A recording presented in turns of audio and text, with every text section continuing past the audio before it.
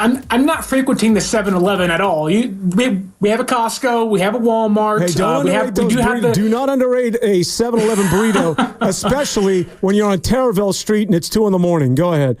Well, I will say this, that the 7-Eleven $3 deal for taquitos has been on my mind for the last week and a half. But I will say this, there are plenty of donut shops out here. There's plenty of burger joints out here. I mean, I was shocked when going from Northern California, which feels like it is the mecca of great food, in the Bay, San Francisco, whatnot, to the desert. I was like, there's not going to be anything out here. There is a burger place on every corner. And if you know me, I am a sucker for a good burger. All right, so let's just say you're having issues with the wife, which, of course, you will not. You guys are still in that honeymoon Hey, she's not stage. Here today, Dan. That's good living. You can say whatever you want. But if you wanted to say, I don't know, I want to get out of the house, I need to go to Vegas just for a night, just for a weekend, hook up with a buddy. Can you get in the car? Are you driving to Vegas? How far is it? Vegas is about 2 hours away. We are by car? A couple miles away from. Yeah, by car. Yeah, wow. We're a couple miles away. That's dangerous. Barstow's about, I don't know, maybe 60 miles away. So it's not too bad. You go in the dead of night. You'll get there in a couple minutes, really. But for my sake, I will not be frequenting Vegas at all. Not a gambler. Don't go out there and party. But I will say this. Whenever I want the wife out of the house, I say, why don't you go see your mom this weekend? I want to sit with the dog. Be by myself, but not a Vegas man myself. No. All right. Well, that makes sense. Okay, we'll get back to Hesperia, but for right now, let's start things talking a little. Let's talk a little baseball. Why not? And then we'll wind into obviously the Giants. I do want to talk about our man Buster Posey. We'll segue into, of course, what's going on with the 49ers. I think we'll detail the majority of the morning talking about previewing the huge game, which is coming up tomorrow between the Kansas City Chiefs and the San Francisco 49ers. And then we cannot omit a Golden State Warrior preseason that sees them perfect. I repeat, perfect. And what does that mean in terms of carrying over to the regular season? But let's just start here. I mean, look, none of us want to see it, but I think you're staring at a Yankees-Dodgers World Series. But here's where I wanted to go with all of this. Juan Soto. Now, listen, Juan Soto reportedly is going to want upwards to $600 million, but he is going to test the free agent market. It's not a done deal that he's going back to New York. So very reminiscent, very similar to that of what Aaron Judge did and tipping his toes into the free agent waters of a couple of years back, and then, of course, just played the San Francisco Giants. If you're Buster Posey, how hard are you going after Juan Soto? As hard as I possibly can. You want $700 million? Please, take whatever you want. You want, deferred money for the next 30 years? By all means, take it. It is I got to get a superstar in the Bay. And what better superstar to get than with the third best player in baseball, the second best left-handed hitter in baseball, a guy that can slug, 30, 40 home runs into McCovey Cove and bring back some life to Oracle Park for the first time since, 2016, if you will? I guess 2021, but you got to get that guy. You got Matt Chapman, gave him big money. Buster Posey's now taking over. You got some holes to fill. You have a feels like Ramos, your left fielder of the future. He was an all-star last year.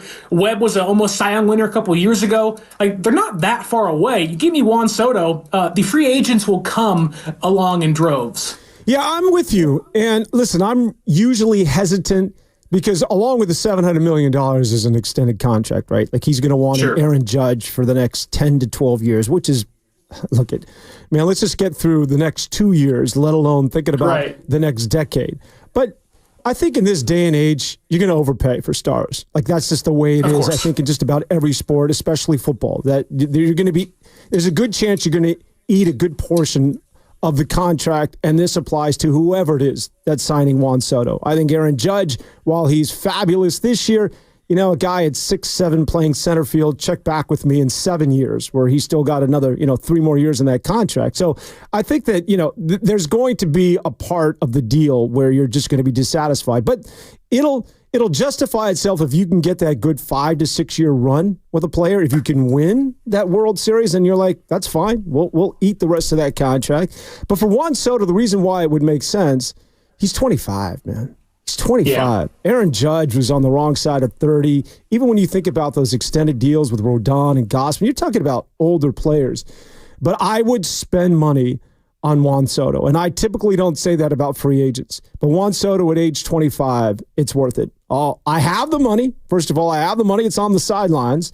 I need a star, as you pointed out. Like, I need not only someone that's going to hit home runs, be an RBI guy, and do everything that Juan Soto provides between the lines, but I need that PR hit. Like, there's no reason to go watch the Giants. Yeah, Logan Webb's your best player, but come on. Is Logan Webb going to get me and the kids out of the door? Like, we got to go see Logan Webb play today. I mean, maybe if you're a diehard, but he's not a draw. He's not a Darryl Strawberry. He's not an Aaron Judge. He's not must-see TV. Juan Soto is.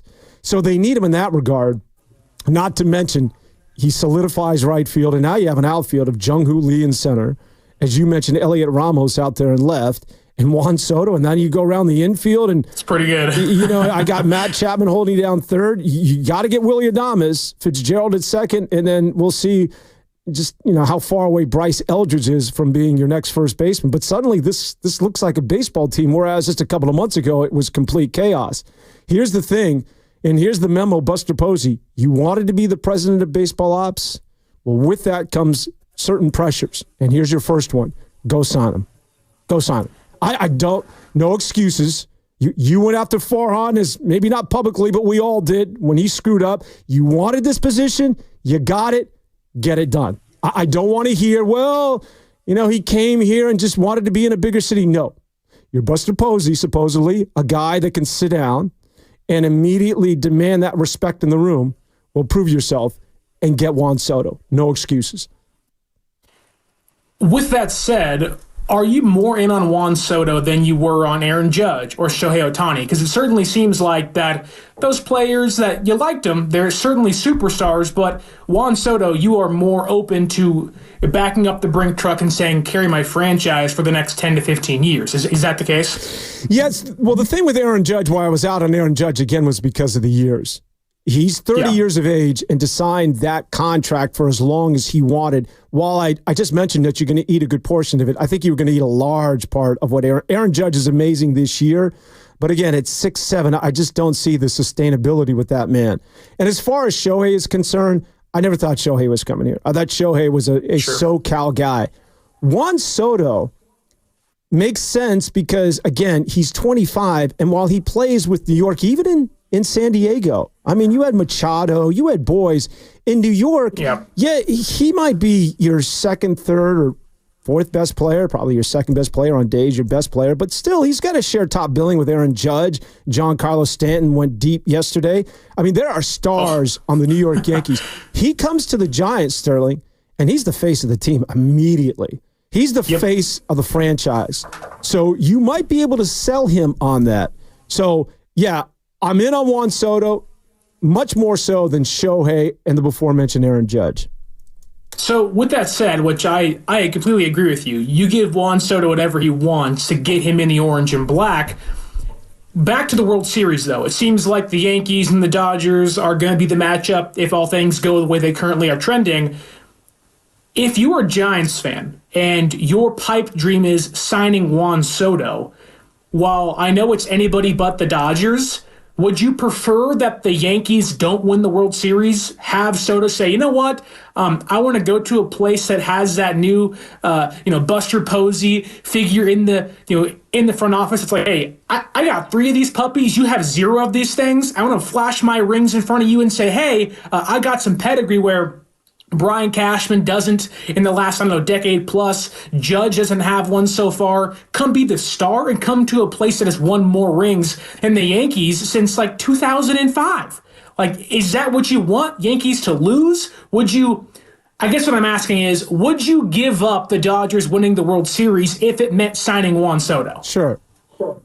Okay. Yeah. I mean, I know that's painful, but if I can get Juan Soto and I can then challenge, hopefully, the Los Angeles Dodgers. I mean, you got to think about it internally in terms of what makes your team better, as opposed to having a rooting interest in Dodgers suck and I feel good, but I don't get Juan Soto, right? The Dodgers lose, but Juan Soto is going elsewhere. Sure. If you're a diehard Giant fan and it means, let the Dodgers just turn off the TV, let LA dance for a couple of weeks, but you get Juan Soto, you've got to do it. I think when it comes to Juan Soto, and I mentioned this when Buster Posey, and I was out on Buster Posey becoming the head of baseball ops, And here's why. It's because I've heard that from a lot of people, that when he walks into the room, he's going to have a immediate sort of sense of respect. There's going to be this, as you mentioned, he's closely associated with winning in the 3 titles, and that goes a long way. I don't see that. I think free agents, and when it comes to free agency, there's just a bottom line. How much are you going to pay me? Like, yeah, that's great, man. I like those rings as well. Dude, can you match the $700 million? Because the Dodgers can. Can you give me, I'm looking for 10 years. Can you give me 10 years? That's what agents want to know. After the, wow, you're Buster Posey, I can't believe I'm sitting here talking to you, then it just gets down to brass tacks. Can you meet my bottom line? And my bottom line is just going to be a number, whatever that number is, $600 million, $700 million. If you can do it, well, then I'll come play for you. The fact that you're Buster Posey does not mean that I'm going to give you some sort of a deal. Maybe if the Dodgers or another team are offering the exact same price, maybe Buster Posey sort of tips those scales. But these deals usually come down to money, A, B, quality of life. Do I want to live in San Francisco? Where do I want to be? Usually stars want to be on big coastal cities, whether it's New York or whether it's Los Angeles or wherever. And thirdly, is it a team where I feel as though that I can blossom? Do they have a future? Do I fit in well? And I think in those regards, the Giants check a lot of those boxes. San Francisco is a team that is in desperate need of a star, of a guy who can be, as I mentioned, the face of the franchise. As far as Buster Posey influencing that decision, maybe, but I don't even think it's in the top 5 in terms of what it is that I'm looking for as far as requirements for me to sign with a certain team. It may not be Buster Posey, this prestigious winning figure, but I do think that what Buster Posey brings to that front office is what we saw with the Matt Chapman deal, where they're kind of going back and forth. It's Farhan and it's Scott Boras. Are they going to get this thing done? Posey walks in the door and facilitates that deal getting done with Scott Boras. And Matt Chapman, who Scott Boras happens to be Juan Soto's agent. They signed like Snell last offseason. Now Boras has like 95,000 clients, but I do think there may be some good grace from Boras to Posey simply because he walked in that room and got that deal done for Matt Chapman. They're in his good graces. Blake Snell seemingly wants to come back and kind of put that back on the team to say, hey, I'm open to it, make me an offer. We'll see what happens in that situation. But I do think that Buster Posey at least maybe has some good graces with Scott Boras. I think Buster Posey may be able to, walk in and say, Scott, you are definitely a tough negotiator for sure. You're going to have your guys hold out until spring training. That's fine. I'll wait for one of the greatest players in baseball if it means getting that slugger in my lineup. You know what I love about Big Nick, our producer? He's working the channel changer. He's pointing it at me. He's just changing channels, watching like game day, man. He's not even listening to the subject matter. And Big Nick is a huge. Oh, Carter. Talking about Carter? Yeah. Carter, what's up? Nick. What's your last name? Chickering. Oh, Big Chick. Chickering. No, I want Big Nick, but it's Big Chick. Carter Chick. All right. Well, then forget it. I tried to slam the guy, but if I'm going to screw up his first name, then the hell of it. It's all on me. You have no right. Big Chick. Now that I got his name down, I'll dig into Big Chick in a moment. But here's where I want to go when we're talking about Buster, is that Buster wanted to be the head of baseball ops.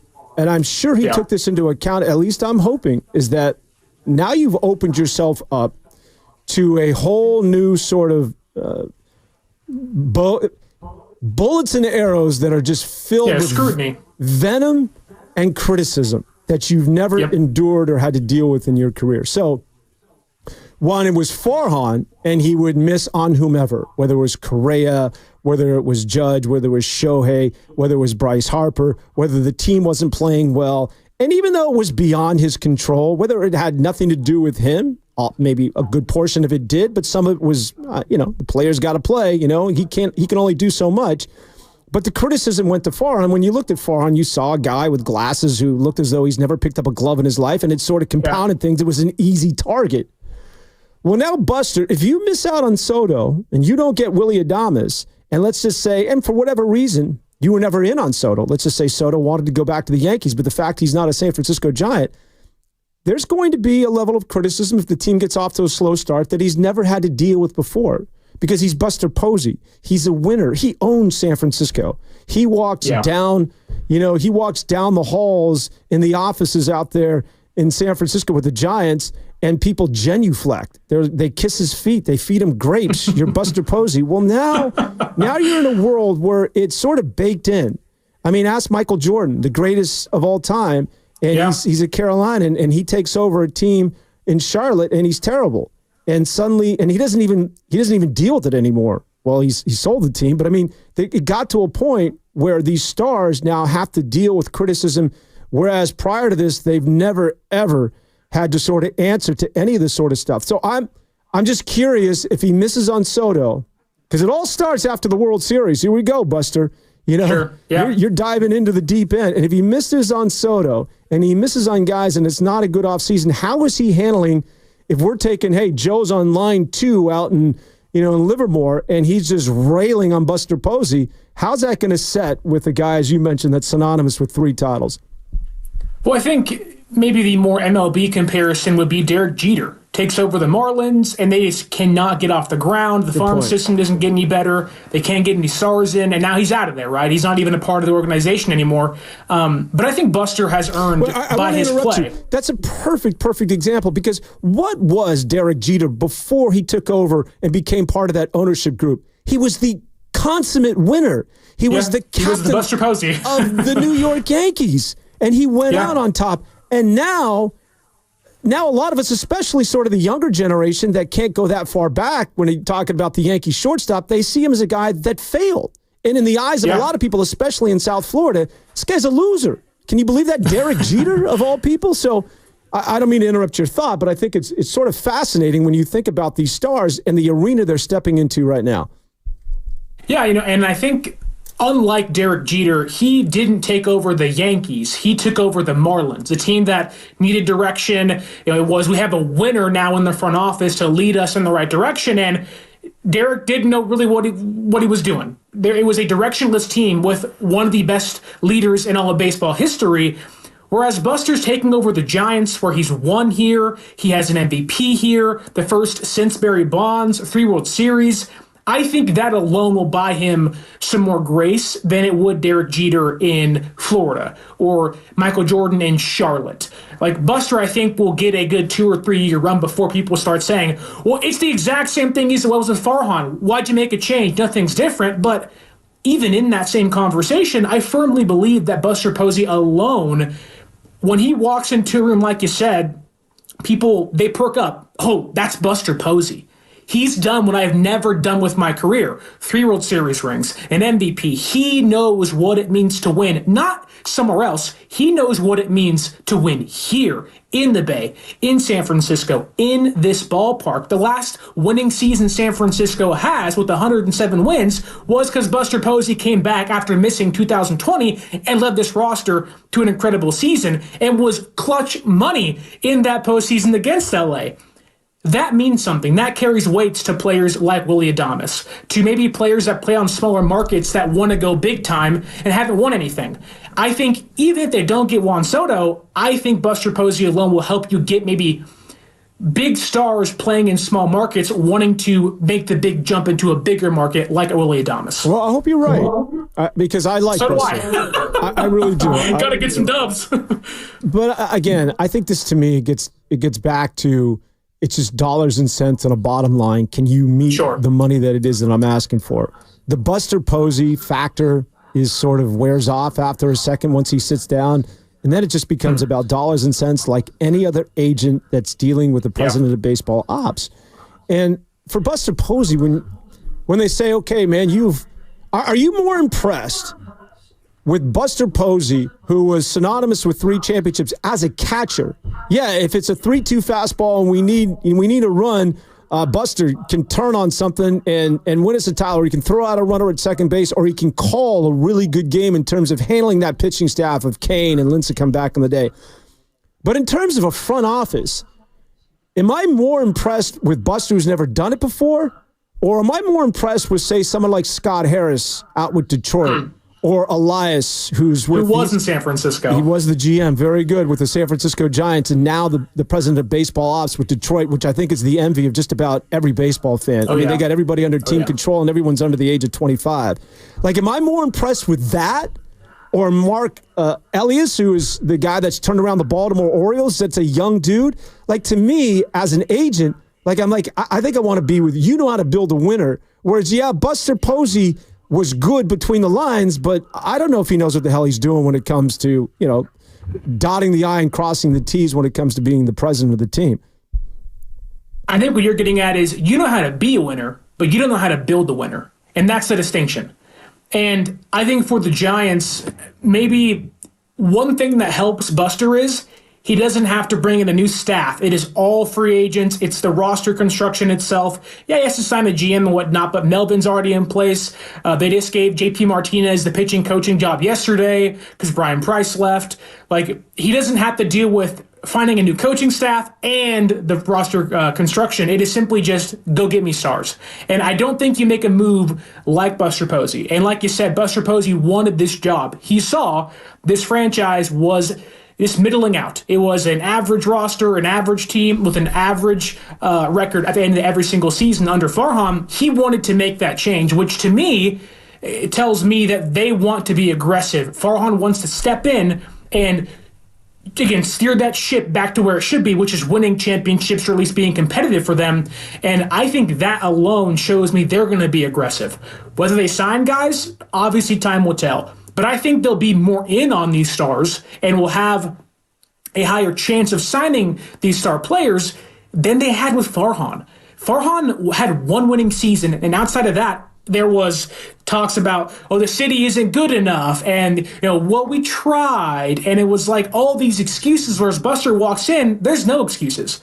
It is, look, this city knows how to take care of its stars and take care of its winners. In the Bay, Bonds can eat for life, obviously. Posey, Crawford, Belt, those guys can eat for life wherever they go. Like, this city is desperate for winning when it comes to baseball. San Francisco with the 49ers can't get over the hump. The Warriors won a couple years ago, but the roster we'll get into later, I'm sure. It's kind of like, who are they this year?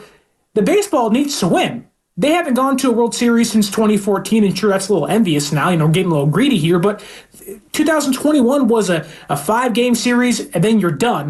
And then after that, it was kind of a tanking down to the bottom of the NL West again. So I think Buster does separate himself from the rest of the common GM and does put San Francisco in a much better place to sign these stars we all want to have back in the Bay. Like, I know we're going to... Did I just start a sentence like I'm a 12-year-old girll? Like 12-year-old. Yeah. Or there's this... I have this friend of mine who has a kid who is... He's like, I say he's 14, and everything this kid says is... You know what I mean? So I went to say, you know what I mean? So I went and saw this movie with my friends. You know what I mean? Well, my thing is... yeah. So I'm like, come on, man. Right? It's kids got issues. But when it comes to Buster Posey, when we're talking about, getting players, I think you just got to go out and get these guys. Go get Willy Adames. Because for Farhan and all the criticism, which a lot of it was just, he's not leaving Buster Posey with the cupboards bare. I mean, the Logan Webb deal was a good deal. Now, as much as we deride him, Logan Webb was a good deal. I think that Chapman, whether you want to credit, depending on who it is, Andrew Bagley or whoever the writer is, or was it Slusser that said, no, it was Farhan that cemented the deal. And then I think Bagley said, no, Buster Posey had something to do with it, or maybe it's the other way around. But the Chapman is a good deal. Alex Cobb could be a quality pitcher for this team, and he fleeced Seattle with, giving them basically, you mean Robbie Ray? Or Robbie Ray. Cobb's at the Guardians now, pitching in the ALCS. Right. Getting Ray. blown up in New York. Robbie Ray, former Cy Young Award winner. So, he's done a lot of good things. Like, I think this team and Elliot Ramos and Patrick Bailey's behind the plate. It's not as though this team is a complete mess.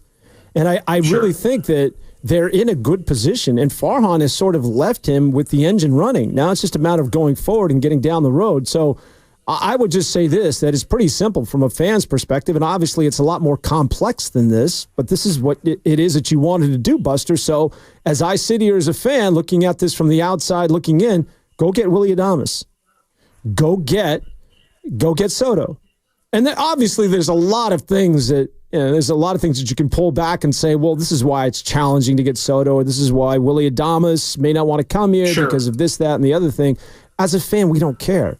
And so I just want, it's not as though I need to lecture Buster Posey, but I just hope we all understand, and especially Buster Posey, that now that he wants to step at the top of the mantle, that's the expectations. We don't care. Just like that of Farhan, no excuses. Get these guys and win games. And I just wondering whether, he's fully aware of what it is that he signed up for. All right. So Big Chick, Carter Chickering waving me to a break. What's your middle name, Carter? Mondavi. Oh, man. That's awesome. That's Big awesome. Chick, or the last name or the first name. It's Mondavi from here on out. But Carter Mondavi Chickering, because I screwed it up earlier. I'm going to give the full title. It's telling me to get to a break. When we continue, where do you want to go, Sterling? You want to do a little Warriors? Sure. Talk about some dubs. Let's get into the Warriors. Perfect into the preseason. Is that going to carry over? We got opening tip 3 days away. How happy are you you're not producing those things, man? You're doing the Snoopy dance, So aren't happy. you? All right, we're going to continue. It's my man, Sterling Bennett. What were you going to say, Sterling? Now, I was like, Cam last night was FaceTiming me at 10:30 at night, and I was like, dude, I'm not answering the phone. I'm sorry, brother. I'm trying to sleep. All right. We'll be back. It's Sterling Bennett, Mondavi, and Dan Devone. Back after this.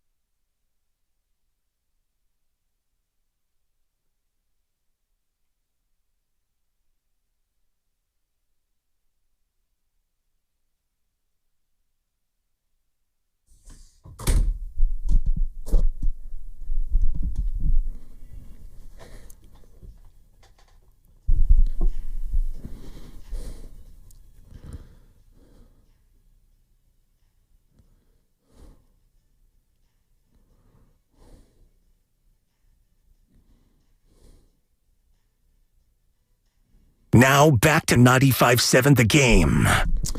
Willie Adames overrated, according to the text line. Soto not the end-all of baseball. You need a team I'm assuming, well-rounded, like the Guardians and the Dodgers.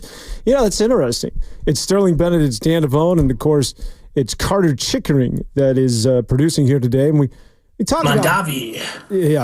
So tell me really quick, Mondavi. What's the origin of Mondavi as the middle name there, Big Chick? It's my mom's family name. Ah, I like it. All right. Sterling, what's the middle name?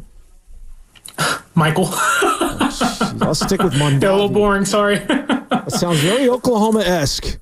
I will say this, though, that my original last name is not Bennett. My great-grandfather came over from Italy, and my original last name is De Benedetti, so a little more flavor to that.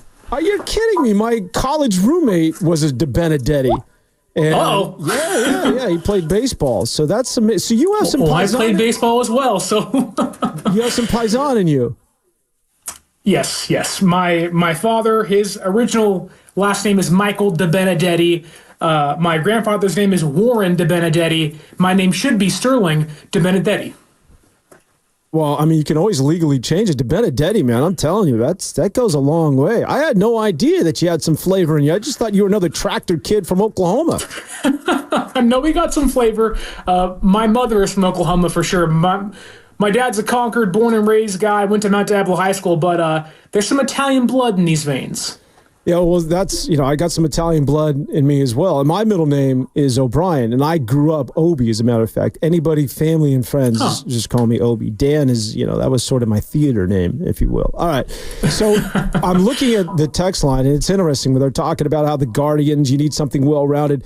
Isn't baseball really sort of, it's amazing when you think about, now listen, at the end of the day, when the dust clears, it may just be the Dodgers and the Yankees, the two best teams in baseball that are left standing. But for the second straight year, a team like that of the Mets made a serious run. And look at, the Mets were tied with the Diamondbacks at the end of the regular season. And my point in all of this is that the Giants, as bad as they were not that far behind. Yes, they were, but I'm just a little tinkering here and there, and you just got to get invited to the party these days. And you can be the Arizona of last year, or you can be the Mets of this year, because it's just about getting hot for 3 weeks. And as you shrink rotations and you capture that magic, I mean, you can make things happen. So this idea that the San Francisco Giants are so far away, and even this past year, just being, obviously being a sub-500 team is not going to get it done. But it's not as though the mountain that you have to climb is that steep. You're not that far away, I don't believe, Sterling. Well, take the Tigers, for example. They sold at the trade deadline.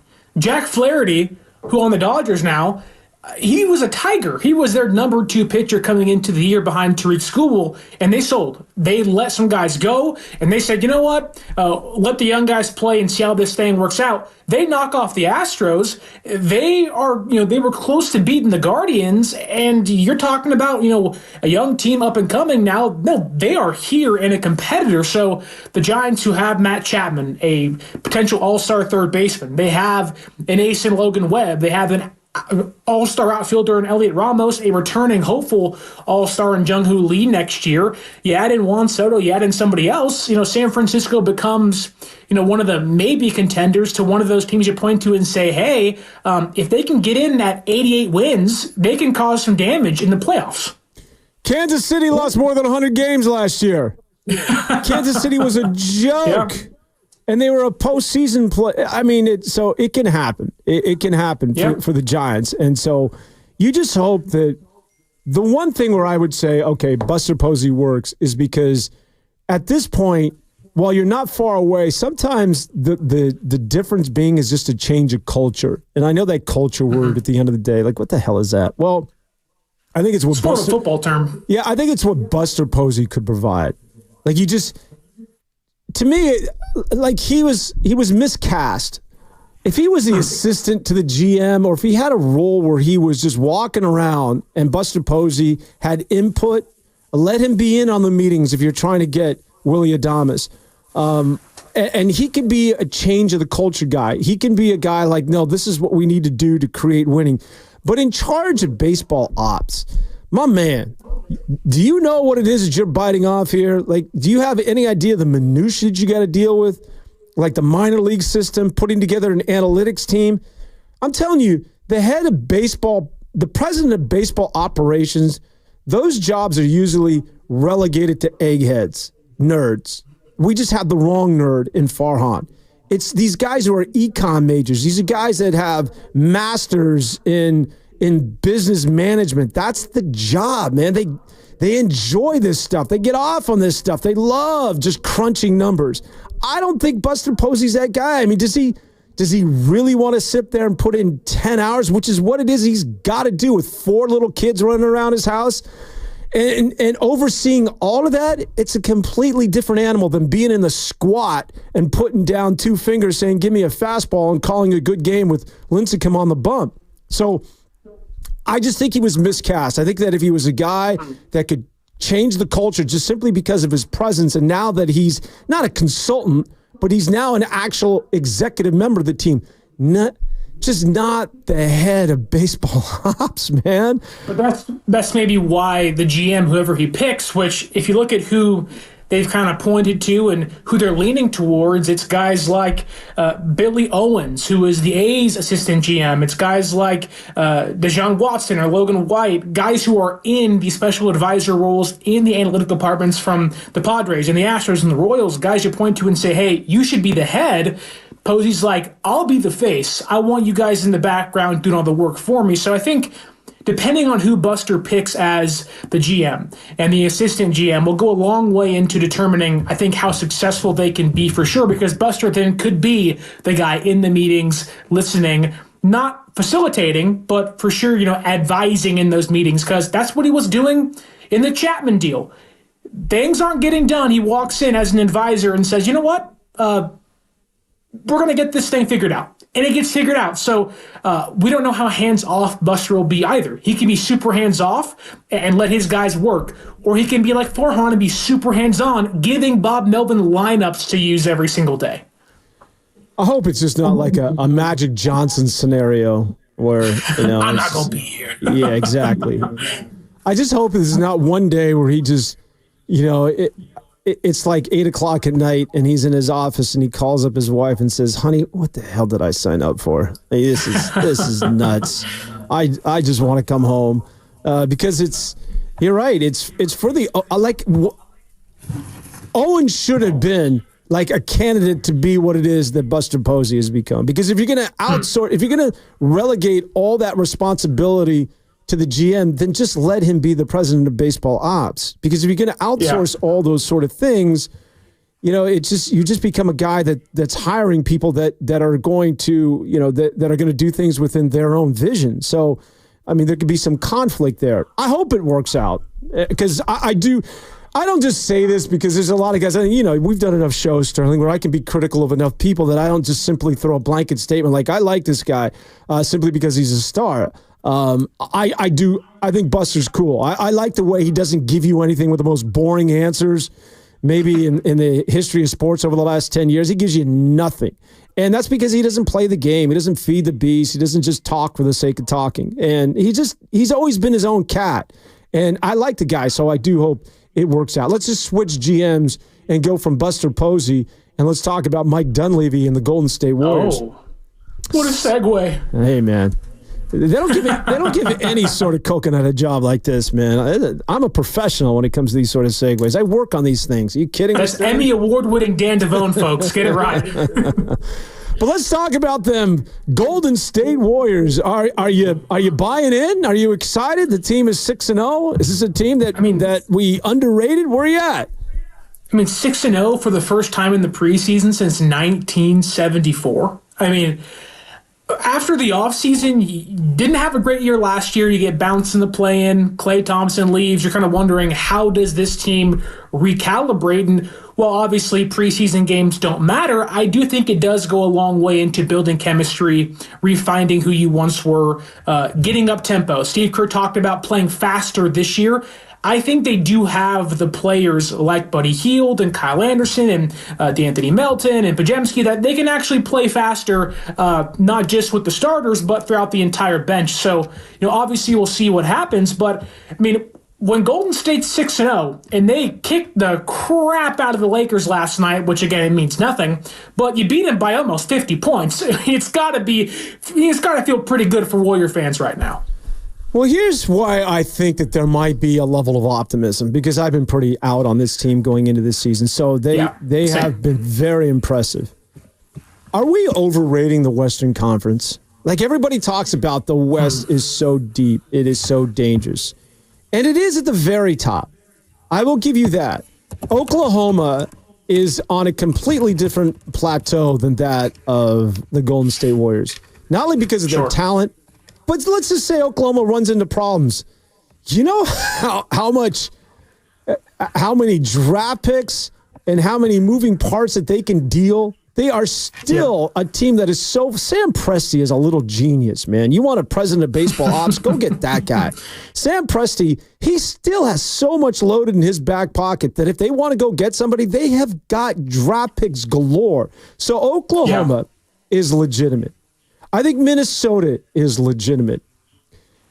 Dallas, I'm buying. Now, a lot of people feel as though Dallas could have been just one of those teams that was an outlier last year. I think Dallas is one of those teams that I'm going to put when you talk about a dominant West. But then after you get past those three, the Denver Nuggets, yes, as long as Jokic is doing his thing. But they've lost players over the last couple of years, and I think that KCP makes that team a little bit vulnerable. Is the Joker still a dominant basketball player? Are the Clippers, are the Lakers, are the Phoenix Suns? So when we think about the West, they could be top heavy with 3, maybe 4 teams. But if the Warriors get in as a 5, a 6, I certainly think that's plausible. I think the West is strong, again, at the top, but you're not going 1 through 7 deep. I think the Warriors are very much in that conversation when you talk about 5 through 8. Well, maybe last year the Mavericks won 50 games. They were the 5th seed. Are we asking the Golden State Warriors to have a +4 in the win differential? That's certainly on the table. But the Kings, how do you feel about them? Obviously a West Coast rival. They're still going to be competitive. The Lakers still have LeBron and Anthony Davis, and we'll see what they do this year. The Pelicans, if Zion can stay healthy, which has yet to be seen, they're still going to be competitive as well. The Clippers, I think, are in for a massive fall-off. Kawhi's going to be out indefinitely again, which seems like it's an every year kind of thing for them. Then there's the Suns, where they had Kevin Durant, they had Bradley Beal, Devin Booker's there. Are they going to stay healthy? Can they actually win games together? I don't know. So when I look at the West just on paper, Golden State to me fills in that kind of 7 to 8 role. They can beat the Kings, same record as last year. They can win a couple more games this year. But to ask the Warriors to, be a +4 in the win differential market, it can certainly happen, but I would like to think the Thunder are probably going to be better this year. The Timberwolves can be better this year. The Clippers will get worse for sure, but I think the Mavericks are going to be a top 4 or 5 seed again this year. Like, Golden State to me fills in that borderline 6 seed to 8 seed market rather than, a top 5 seed, if you will. Yeah, I think it's the Warriors are, I wouldn't be surprised if they're, 5, 6.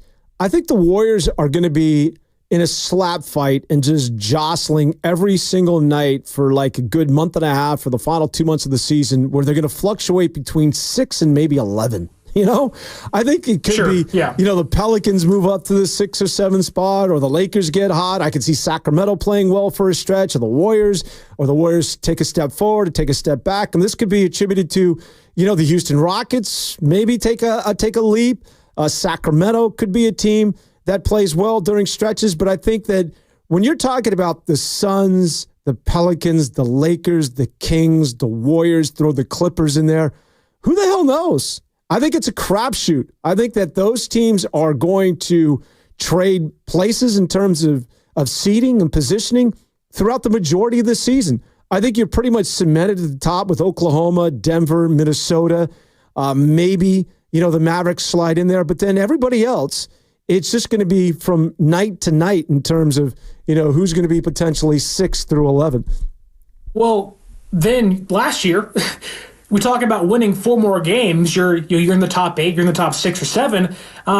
If Draymond Green can just stay on the field and not miss 20-plus games because he's out there choking Rudy Gobert, they're going to win those extra 4 to 10 games. This team was actually, near the top of the Western Conference before Draymond got suspended. So it's not as if it's out of the cards for Golden State to be one of the top contenders. It's just they do have these wild cards. How does the team adapt with no Klay Thompson, which so far through the preseason they look pretty good?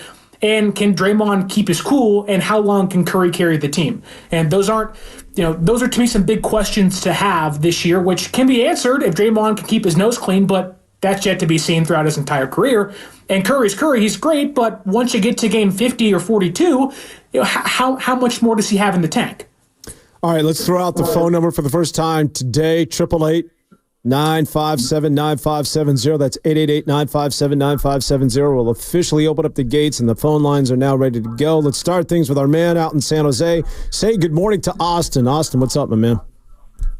Hey, good morning. Happy Saturday, guys. Great conversation. A couple quick things. One, Buster Posey. I think it reminds me a little bit of when the Warriors hired Chris Mullin years ago to be the GM. Really over his head. We all love Chris as a player, but Chris the player didn't translate into Chris the GM. So that's one thing to watch. I agree with you, Dan. I think it's kind of a reach. It sounds a little bit desperate to me, but I think that the ownership had no choice. They had to kind of salvage everything with Farhan being such a lightning rod to the fans. They look for some way to stabilize the image, if nothing else. So I'm not sold on Buster being able to bring people in just based on the fact that he's Buster Posey. I question that a little bit. I'm not sure about how the Dave athlete really cares about that stuff. They care about their money first, and I think if Buster is going to pay him, that's great. But if he can't get it done, like you said, Dan, it doesn't matter what his name is, Buster or Curry or whoever. So the second thing I wanted to talk about was the Warriors. Just throw out last night's game. It doesn't mean anything. They were playing against G League guys. Come on. The Lakers should be embarrassed to bring a team up here to play an exhibition game like that. And Joe Lacob needs to charge $25 for that ticket. It's okay to say we're going to play a game, but let's not act like this was a real NBA game. And the Warriors are 6-0 guys, but I'm more on the side of I got to see it. Kuminga still looks like a guy that's playing kind of single dimensional. He's not an all around good player yet. He scores, but he's not rebounding consistently. He's not making his teammates better on every night. So I think we got to pump the brakes on Kuminga and even Moody. Everybody's talking about Moody being this great, having this great exhibition season. But if he's your best player in the preseason, I'm not sure that's a good thing. Kuminga should have been the guy that really should be stepping out. He's the guy that's trying to get $30 million a year. So why aren't we hearing more about Kuminga? It seems like we're talking about his point, but is he really solidifying himself as a starter? Potential start in a lineup. So I guess the way I want to say it, guys, is let's just see it. I'm not ready to project the Warriors into the 5 through 8. I still think they're a nice seed right now, and we'll see what happens. Thanks, guys. Strong as always, Austin. Sterling, I'll hand it over to you. What do you think? First of all, when it comes to Jonathan Kuminga, are you giving him an extension? No, because you do have the restricted free agent card to still play. You can match any deal that he has. And I think it was Shams on ESPN yesterday said that they're far apart on a deal, which is funny to me because I like Jonathan Kuminga, but what has he done to warrant a max contract? Yeah. Nothing. He's shown you some spurts, and you're like, wow, there's a great player in there somewhere, but when you are already paying Draymond Green a lot of money, you just gave Curry another extension. He's getting a lot of money, which both those guys have earned that money. Jonathan Kuminga has yet to earn that max contract, and I think when you look around the other teams in the NBA, how many of those teams want to give him that max contract? Probably almost none of them, unless they're young and upcoming, but I don't think Kuminga has earned that money just yet. He has to cement himself as a quality NBA starter before you even talk about you want a max contract, so I wouldn't give him that, no. And also, I think it's important to keep in mind that this is not Bob Myers, but it's Mike Dunleavy. And when you think about the recent history in terms of extensions and bringing guys back, well, it begins with Jordan Poole, mistake. Yeah. Andrew Wiggins, I'm thinking if they could revisit that, they would. Even Draymond Green. I know that might be counter to a lot of people's popular thinking, but if this team is headed in another direction where you want to get younger, was bringing back Draymond Green, especially after what it is that he did last year, worth it. Now, there's a lot of people that could disagree, but I'm throwing that out there that the recent re-signing and extension of players has not necessarily bode well for the Warriors. And I think that because of that, they're going to be very, very cautious as far as what it is that they do with Jonathan Kuminga, because it continues to be a lot of promise, a lot of excitement, but it now is time for you to produce. Okay, we've run out of the grace period. You're no longer a young player. It's time for you. Now we're going to get the big hang up a year ago was he wanted run. He said, I deserve playing time, and he did. He was right. Yeah. If I was arbitrating that and I was a judge, I'd say, Steve Kerr, you lose. This guy has played well. He deserves the minutes. Why the hell is he, putting up 25 and getting, 30 minutes of run one night and then he disappears for the next two? Give this guy an opportunity. But there is still not a level of consistency with his game. And I think that we know he could score the basketball, but there's a couple of things that he's got to do this year as far as I'm concerned. In that he's got to shoot the three with some consistency, which he's done in the preseason. If you want to be a small and you want to play the three, well, guess what? In the NBA in 2024, you got to be able to step behind the stripe and shoot it well. And he doesn't have that, or at least he hasn't shown that in his career to this point. And secondly, if you're going to play for Steve Kerr and you want to get time, you've got to be good defensively. And if you want to play alongside Draymond, and he's good on the ball, but you got to understand rotations. You got to understand how to get back in terms of transition defense. This team was so bad of that of a year ago. Really quick, Sterling, before we get to the break, let's just give me Big Smooth, who's out in Oakland, who wants to talk about the Warriors. Big Smooth, how you doing? Yeah, real quick, man. Listen, I agree with the first caller. In that game last night, I think Steve Kerr, in light of what happened, maybe he should have been playing Quentin Post and just empty and let his bench play. I think J.J. Redick threw out a Bronny game. That game was for Bronny to get a lot of minutes, and they couldn't justify it by putting him in there with people that are really going to play in the NBA. I think that game was just set aside for Bronny so he can pump up his dire stats. Got 17, and he's probably averaging he was averaging like 1 point a game before that. But in light of Kuminga, listen, we're not giving out bags like that anymore. The second apron stuff, this is a whole different ball game now. We're not doing that. We should. I know that we've learned and evolved from the Jordan Poole deal. We are waiting it one more year to give Jordan Poole that money, but we end up paying for it dearly. So, yeah, Jonathan Kuminga, go out and get your bag. It's there for you, but you got to go out and get it. I love what the Warriors are doing this year. You got to earn it this year. Make everybody earn everything. Nothing wrong with that. I think we're better for it. I think this team right now is forging. They're learning how to win, and they're learning their identity kind of early this year. So I kind of like it. I believe they're a playoff team. I think some of these teams are going to fall by the wayside. I just believe this team is put together defensively to do some damage. Anyway, you guys have a great day. No, I like it, Big Smooth. And Sterling, to his point, I like the idea that maybe you got Steph and Draymond, and then everybody else, hey, you better bring it because there are no guarantees in terms of starting spots on this team.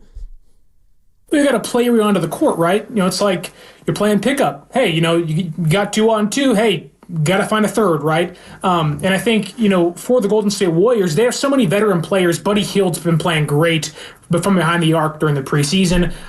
D'Anthony Melton, obviously, and obviously at Podziemski too. But, they have a lot of young guys that you can see there is something there. Kuminga, Moody, Podziemski, obviously, Trace Jackson-Davis. But it's about, can you bring that out of them? There's so many NBA stars, lottery picks that you see and go, wow, what can they be in a couple of years' time? And they just don't pan out. Jabari Parker. Andrew Wiggins is one of those players. While it was a long time ago, Wiggins has not been, number 1, number 2 overall pick worthy throughout his entire career. So for Kuminga's sake, it's like, hey, you want that contract? Come to work every day, put your head down, don't complain about minutes. You want to earn those minutes. You haven't earned them yet. You're not going to be given those minutes because you're young and you're fast and you're electric. I don't care. Come to work every day, learn the rotations, learn how to play defense, then you'll get what you put the work in for. So I agree with Big Smooth. You got to earn your minutes this year. All right, we continue here on 95.7 The Game. Let's roll along with the Warrior talk. Undefeated in the preseason. You in or out on this team as the regular season now just days away. We'll be back right after this.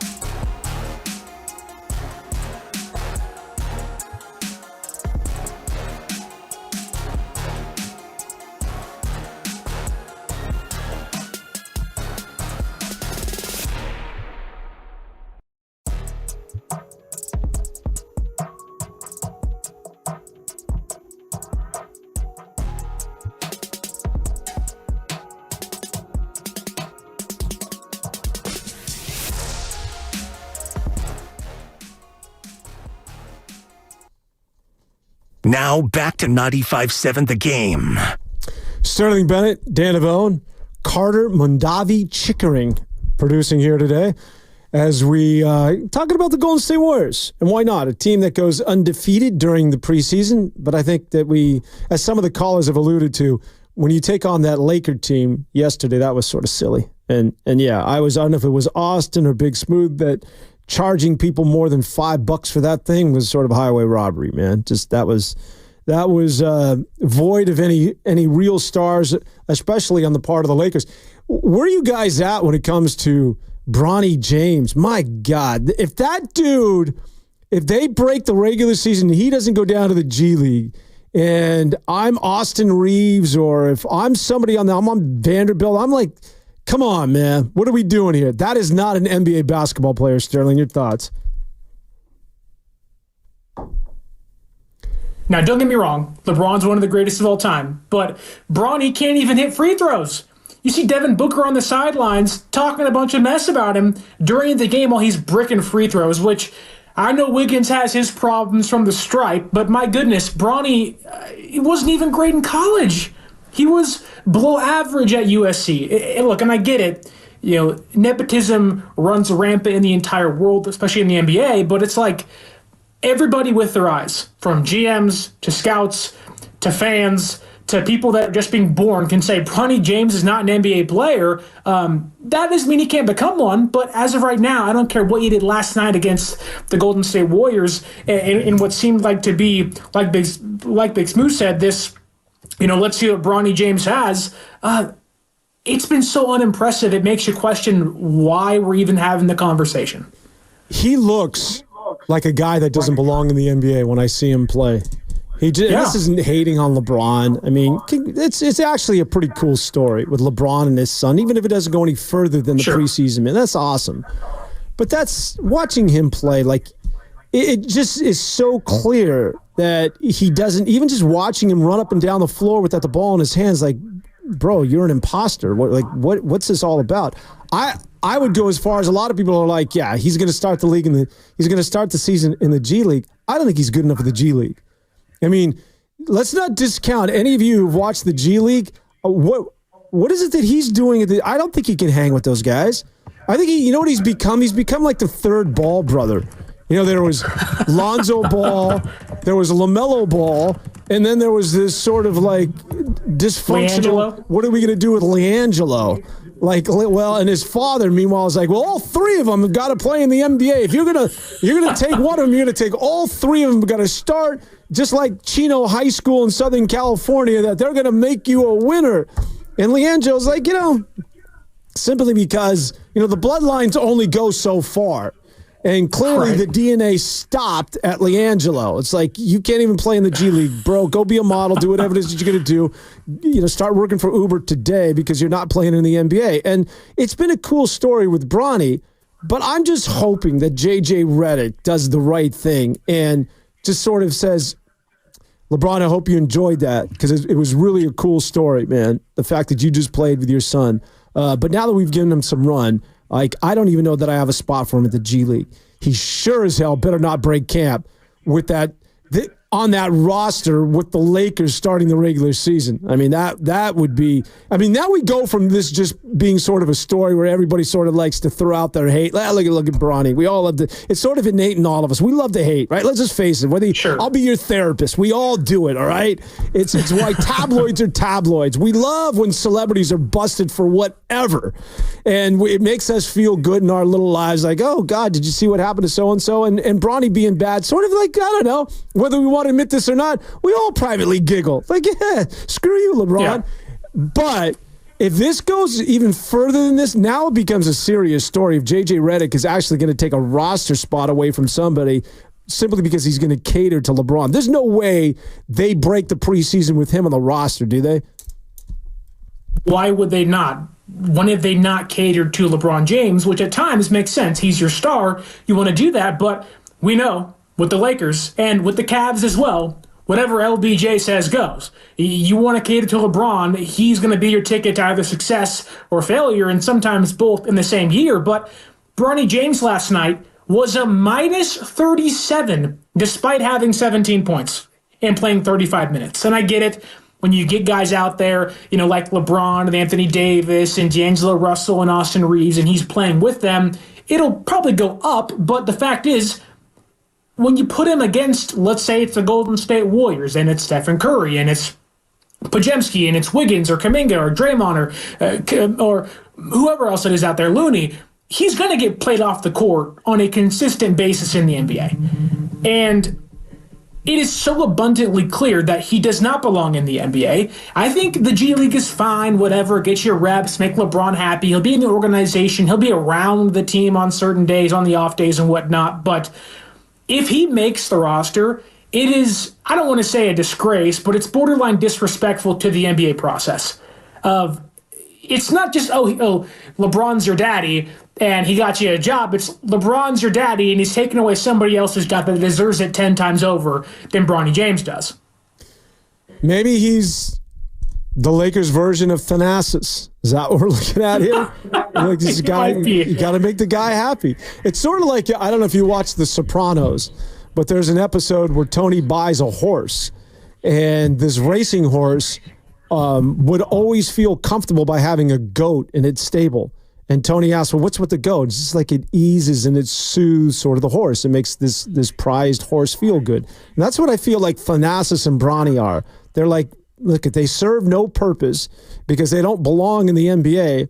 But if they're going to appease and if they're going to settle and center my star, that being Giannis and LeBron James, well, then I'm gonna keep them around. Maybe that's the logic in all of this. I just think that what happens, though, at that level, the only thing with Thanasis is that he's maybe because he's been around for a while, but the fact of Bronny's sojourn to the NBA, where they just passed him through, all right? As a freshman who scored less than double digits with USC, which was a bad basketball team at a bad conference a year ago, is now in the NBA. The whole process just sort of stinks. And if I'm somebody that's in the G League with the Lakers right now, and I don't know their roster, but I guarantee you there's dudes that can ball, that their whole life, man, they've been traveling, they've been in small cities, and they've been balling out, and they just want an opportunity to play for the Lakers, and they see this kid taking a spot. That's just not going to – we talk about the culture word when it comes to – I threw around the culture word when it comes to the Giants. That's a bad way to sort of – like the last thing you want is to lose that locker room if you're J.J. Redick and have players talking behind your back and creating that cancer of like, what the hell's going on here? What is Bronny doing on this team? And then that's obviously going to seep down to the G League as well. I don't think he can play in the G League either, Sterling. But that's the thing right there is, okay, if that affects the culture, well, LeBron James has curated that culture. He got Darvin Ham fired like he got many coaches before Darvin Ham fired. He handpicked JJ Redick. They do a podcast together. Like, we want to say it'll affect the culture, but let's be honest, LeBron James is the curator of that culture in Los Angeles. He is that decision maker. I don't care what Jeannie Buss does or whoever else, Rob Pelinka, it doesn't matter. It is LeBron James's show. He's making, who the head coach will be. And he's talking to Pelinka during trades, and all that is fine to a certain degree. You should always ask your stars, hey, what is the plan going to be? Bob Myers did it with Curry and Clay and Draymond. And again, that can all happen and work fine. But the fact is, the Lakers and LeBron James are just an entirely different animal. This is LeBron James's decision. And if LeBron wants Bronny on that roster, he'll be on that roster opening day. He doesn't care. If that means getting his son paid and playing with him. But you talked about, there being a goat in the stable, making the horse comfortable. If you're 21 years into your career and you need your son next to you to make you stable and feel good and comfortable, I mean, what did the last 20 years matter? You're a multiple-time NBA champion. I get it. It's a great feel-good story. Your family's there, and you want to have a great time with your kid. Cool. One magic moment. That's great. But at a certain point, how much magic is there when your kid is playing terrible or playing to a point of not even a G League level? Like, that's where it gets like, what are we doing? Is he the 15th guy on the roster? How much does that guy play? Rarely ever, but the fact is, this is not where you bring somebody up on the 40-man roster in the MLB and say, sit there and watch the game, and maybe you'll contribute next season. The odds Bronny James ever contributes in the NBA is slim to none. Like slim to none. So why is he even here? I think this even goes back further than the 21 years in the NBA. I think it's like the last 30, maybe even 35 years, because LeBron James has been in the limelight for so long. And what happens, I always refer to this as when people start putting food in your mouth and they start feeding you. Because what happens to LeBron James over the years is that you lose perspective. You become so insular. You become so wealthy. You become so highly regarded, both on the court, off the court. You surround yourself with minions. Everybody is a yes, sir, no, sir. And that you lose perception and you lose touch with reality. Like you actually convince yourself, well, my son belongs in the NBA. Well, come on, man. Right. If you really had both feet on the ground and you had some level of sensibility, you'd be like, yeah, come on. I love my son, but he doesn't belong here. But when you put yourself in a bubble and people open doors for you and everything is you're the best and, oh my God, can I have your autograph, and you live in that world, well, you lose touch with reality and you begin to think that everything I do is great. Everywhere I go, people better genuflect. And when it comes to my son, hell yeah, he's going to play with me. And this is what you're going to do, Lakers. You're going to put him on the roster. And so, that just it happens to people that I think that get into that world and they lose touch really with what's going on at the end of the day. But that tells you that are the Lakers actually trying to win? Now, they want to say that, but this has become more the LeBron James feel-good end of the career story. Like, hey, winning is an added on to making LeBron James happy, which you have LeBron. He's still a great player. You'll win plenty of games. You'll make the playoffs or they play in for sure. But it's like maybe winning is now coming second to the Lakers if Bronny makes the roster, which I think might be where we're at. It's, hey, let's make LeBron happy. He's going to retire in a couple of years' time, if not after this year. Let's make his last year a comfortable one. That feels like it's more of the, dare I say, the first, that's the goal. That is the goal this year more than anything else. I see the text line here in the 408, Curry's Olympic high will continue. I want to touch on that for a second because I think that the Lakers, we were just talking about the before mentioned LeBron James, are really similar to that of the Warriors. Because LeBron played so many games. I want to say he played more than close to 70 games last year. I don't think that's going to happen again. And Anthony Davis was upright for the majority of the season. They're very similar in that both the Warriors and the Lakers are reliant on two aging stars. Now, Curry doesn't necessarily have an AD, but he does have a Draymond. And just to the caller or the text line of the 408 is talking about how Curry's going to continue on this high from what it is that he did in the Olympics. I think of it the other way, and I hope to God I'm wrong. I'm knocking on wood here. You never want this, but I think that all of that basketball playing that he has done, including this offseason in the Olympics, what have we seen aside from last year, which was clearly the outlier, which I think he played in his most games, I want to say since 2016, that typically over the last 5 to 7 years, aside from last year, Curry's going to go down with an injury. And there's a good chance that's going to happen this year. Much like that of LeBron and AD, that I don't think that you can rely on those two players with the Lakers as much as you did a year ago. And I'm not necessarily sure that Curry's going to be able to play as often as he did last year. I hope again to God I'm wrong, but he's going to be 37 in March. A lot of wear on those tires, especially after what it is that he did in the Olympics. And my big question, just to oversimplify the Warriors, always sort of begins and ends with, once Curry's not available, or even if he comes off the floor, then what? Who consistently do you turn to score the basketball? Which, do they have that guy anymore? In previous years, it was Clay. Previous years, it was Jordan Poole. Now it's Podziemski. Previous years, it was Kevin Durant. Right. And now it's Podziemski, and it's maybe Moses Moody, and now it's Buddy Hield. And they really don't have that bona fide number two. They have a number one. Draymond is kind of the number three, but really isn't a big-time scorer, more of a defensive facilitator on the offensive side. I think for Golden State, that's where the Kuminga conversation kind of rears its ugly head of, hey, if you want to make that, take that next step and be a real contender in the NBA and the Western Conference, you're going to have Jonathan Kuminga be that number two this year. For as good as Podziemski is and for as good as Buddy Hield has been in the preseason, and you have some more pieces now to kind of lift you up, Golden State still has that big question mark of who is that number 2 scorer, in which you hope it's Kuminga, and in fact, it kind of has to be, unless Wiggins is like, you know what, I'm going to have a career season again, which if the last 2 years are any indication, likely not going to happen. You're banking on 13 points a night, 50% from the free throw, and maybe 1-3 a game. Like, that's not going to help you at all win big games. But so Jonathan Kuminga has to be that guy that Golden State wants to take that next step this year. Well, Steve Kerr was asked this very question, and he said he thinks it's going to be Andrew Wiggins. He's expecting a big bounce back from Andrew Wiggins. And that should tell you just about everything you need to know about the state of affairs with the Golden State Warriors. That's your number 2 is Andrew Wiggins. And we all hope that Andrew Wiggins bounces back. We'd love to see Andrew Wiggins be that guy again. But even Andrew Wiggins at his very best, he takes time off. I'm not talking about the personal leave of absence. I'm just talking about where he gets into this little rut, or he climbs into this little Wiggins hole where he's just lethargic and disappears in terms of his energy. And it gets to the point where even Steph Curry and Klay Thompson and Draymond in years past were saying, hey, man, we need you every night. We need you, to be that guy. Remember he had that dunk on Karl Anthony Towns against Minnesota on the baseline? It was one of the most vicious dunks. And they're like, yes, that's what we need from you every single night.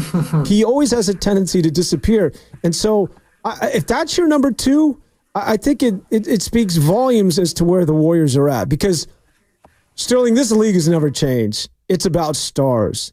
It's about how many stars do you have. And typically you need more than one, especially if your one is 36 years of age. And I would go as far as to say there's a good chance he might get injured, that you need young stars who are in that sweet spot of, say, 27 to 30 years of age. Now, Andrew Wiggins is 29, so he's right there. But I don't know that I can entrust him in being a guy that consistently is going to give me 25, potentially 30 points a night. And that's what this league is based on. Everybody needs at least 2, if not 3. And going back in the day, the Golden State Warriors had 4 of those dudes when they won 73 games. And this whole idea, well, we got depth. Depth is great, but where's the meat? Where's the meat on the bone? Once Steph is out, like, who's scoring the basketball? And you can throw the Buddy Hields at me, the Pajemskis, the slow-mos. I know we can go GP2. There's 13 guys you can mention, but I need stars because this league has never changed. It's about comprised of having 2, if not 3 stars, legitimate NBA perennial all-stars, and the Warriors just are void of that right now. Consensus, best year of Andrew Wiggins' career was the year they won the NBA title. In that game, or that year, he was the number 4? He was behind Curry and Poole and Klay returning off the injury. Like, he was this team's number 4, and you're asking that same guy a couple of years older now with, I guess you can say, more inconsistencies in his game to now be your number 2, which we all hope everything's okay. Obviously, he's had a lot of personal things happen in his life, and we all believe in Andrew Wiggins to make the right turn to becoming the player top pick he once was. But the reality is he's 10 plus years into his NBA career almost. He is who he is. He's a 16 point a night guy. Last year he's been a little worse. I have a hard time, even if Steve Kerr says that's going to be our number 2. How do you put faith in that? Like, that's my concern. Is that okay? If you walk into the year with that, you are almost begging for fans to say, well, what's the next move? Who are we adding come the trade deadline, which San Francisco, Golden State doesn't have the assets to make that move unless they're trading away a bunch of depth pieces. But like you said, they got the broccoli and they got the salad, they got the carrots, they got the corn. They don't have that prime rib. Curry's great and all, and he can carry you for a long time, but eventually you leave that dinner plate and you go, man, I'm still hungry. Something else has to be on that plate for me, and it's just not for the Golden State Warriors right now. Yeah, it's funny that you mentioned that. I gave that same analogy. I was on Locked On Warriors with Charlie Walters. You remember Charlie Walters hosting that? Oh, yeah. So I was on, and I made that exact. I said, Charlie, imagine if you and your lovely wife, Kylan Mills, who is a sportscaster as well, if you guys were invited for Thanksgiving dinner, and the guests serve nothing but trimmings, right? Nothing but, nothing but cranberry sauce or nothing but mashed potatoes, you would say, honey, let's get the hell out of here. There's no turkey. Right. And that's sort of the Golden State Warriors. Like, where's the turkey, man? Where's the beef, as they like to say? Speaking of Thanksgiving, what is your go-to in terms of sort of the side dishes? I'm a dressing kind of guy. People like stuffing. I don't want that near me, but my mother makes dressing. Not a big mac and cheese guy. I am a sweet potato and dressing kind of guy on Thanksgiving. Big Chick, is there a go-to when it comes to Thanksgiving that's not the bird? Yeah, I really like the string bean casserole. Oh, I was just going to say, who the hell eats that thing? Are you kidding me? Wait, is that the same thing as the green bean casserole? Yeah. Does that got the mushroom? Does that got like a marshmallow in it? So good. Yes, you're missing out. Oh, my God. That's like the one thing I'm like, who eats that? Are you kidding me? Is that like, that's great. That should be like in the Texas State Fair, right next to the guy who's selling like, a stick with like bacon on it. It's just like, I can't do that. You need the fried little onion things on top. It's killer. Yes, Carter. Yes. When that thing pops in the oven every Thanksgiving, it is like, I can't wait to eat that thing later. It's so good. That's so like good. the green bean casserole. I'm like, all right, man, what's going on here? You want to ask me what it is that I enjoy about Thanksgiving in terms of side dishes? What is it, Deron? Tofu. Nothing. I don't like turkey. I don't like any of that crap. And I finally come to the realization that if this is about coming together and celebrating and being a family and being as one, well, let's eat what the hell it is that we like to eat. So my family likes crab. Like, we would like to put together food that we enjoy, right? Like that. Like, I cannot do. Like, I'm trying to force down for years, every year of my life, just trying to cram down cranberry sauce. Oh, yeah. Well, that's nasty. That's like, what gross. the hell am I getting? When do I ever, aside from this one Thursday out of the year, do I use cranberry sauce? Or if somebody ever puts that goddamn casserole or I'm at somebody's house, I'm going to stand up and say, that's wrong, all right? We're not in a trailer park, sorry, but like, I can't eat that thing. So I like how we just just entirely skipped Halloween. We just went right to Thanksgiving. We have a whole holiday ahead of us. It wasn't candy. I love what are you doing on Thanksgiving? I love Halloween. There's some. Maybe it's because it's in October. Maybe because it's like, it's a cool time of the year. Like, it's just like, Christmas. It's cold and you can take it or leave it. A 4th of July, summer, but there's something about, I'm a big fall guy. So that's why I love baseball and the playoffs and why the Giants need to get there. There's just something about that bite in the air, days getting shorter, crisp, full the moons. leaves are falling off the trees. Everything about it. And that's why I enjoy Halloween. Halloween is one of those, and I know people sort of get over it after a certain age. I love it. I mean, because once you graduate from putting on the mask when I was younger, obviously you got dressed up, right? You put on the costumes. And then I got into high school, and for whatever reason, they turned into egg fights. Like, I don't know why. Like, actually, it was before high school. I was just when you're about in middle school and you're about 13, you're like, yeah, I can't dress up as Batman anymore. That ain't cool. So suddenly, like, neighborhoods would get into these egg fights. Like, we would attack. Oh, we got to get to a break. All right. Marshmallow is for candied yams. Okay, so the text line is saying you guys got it wrong. It's for the candied yams. You got to tell us what you eat for Christmas it's first. Mushroom. All right, well, we'll continue with what it is that we're doing for Halloween, Thanksgiving, and Christmas, as well as the Golden State Warriors. And we continue right here on 95.7 The Game.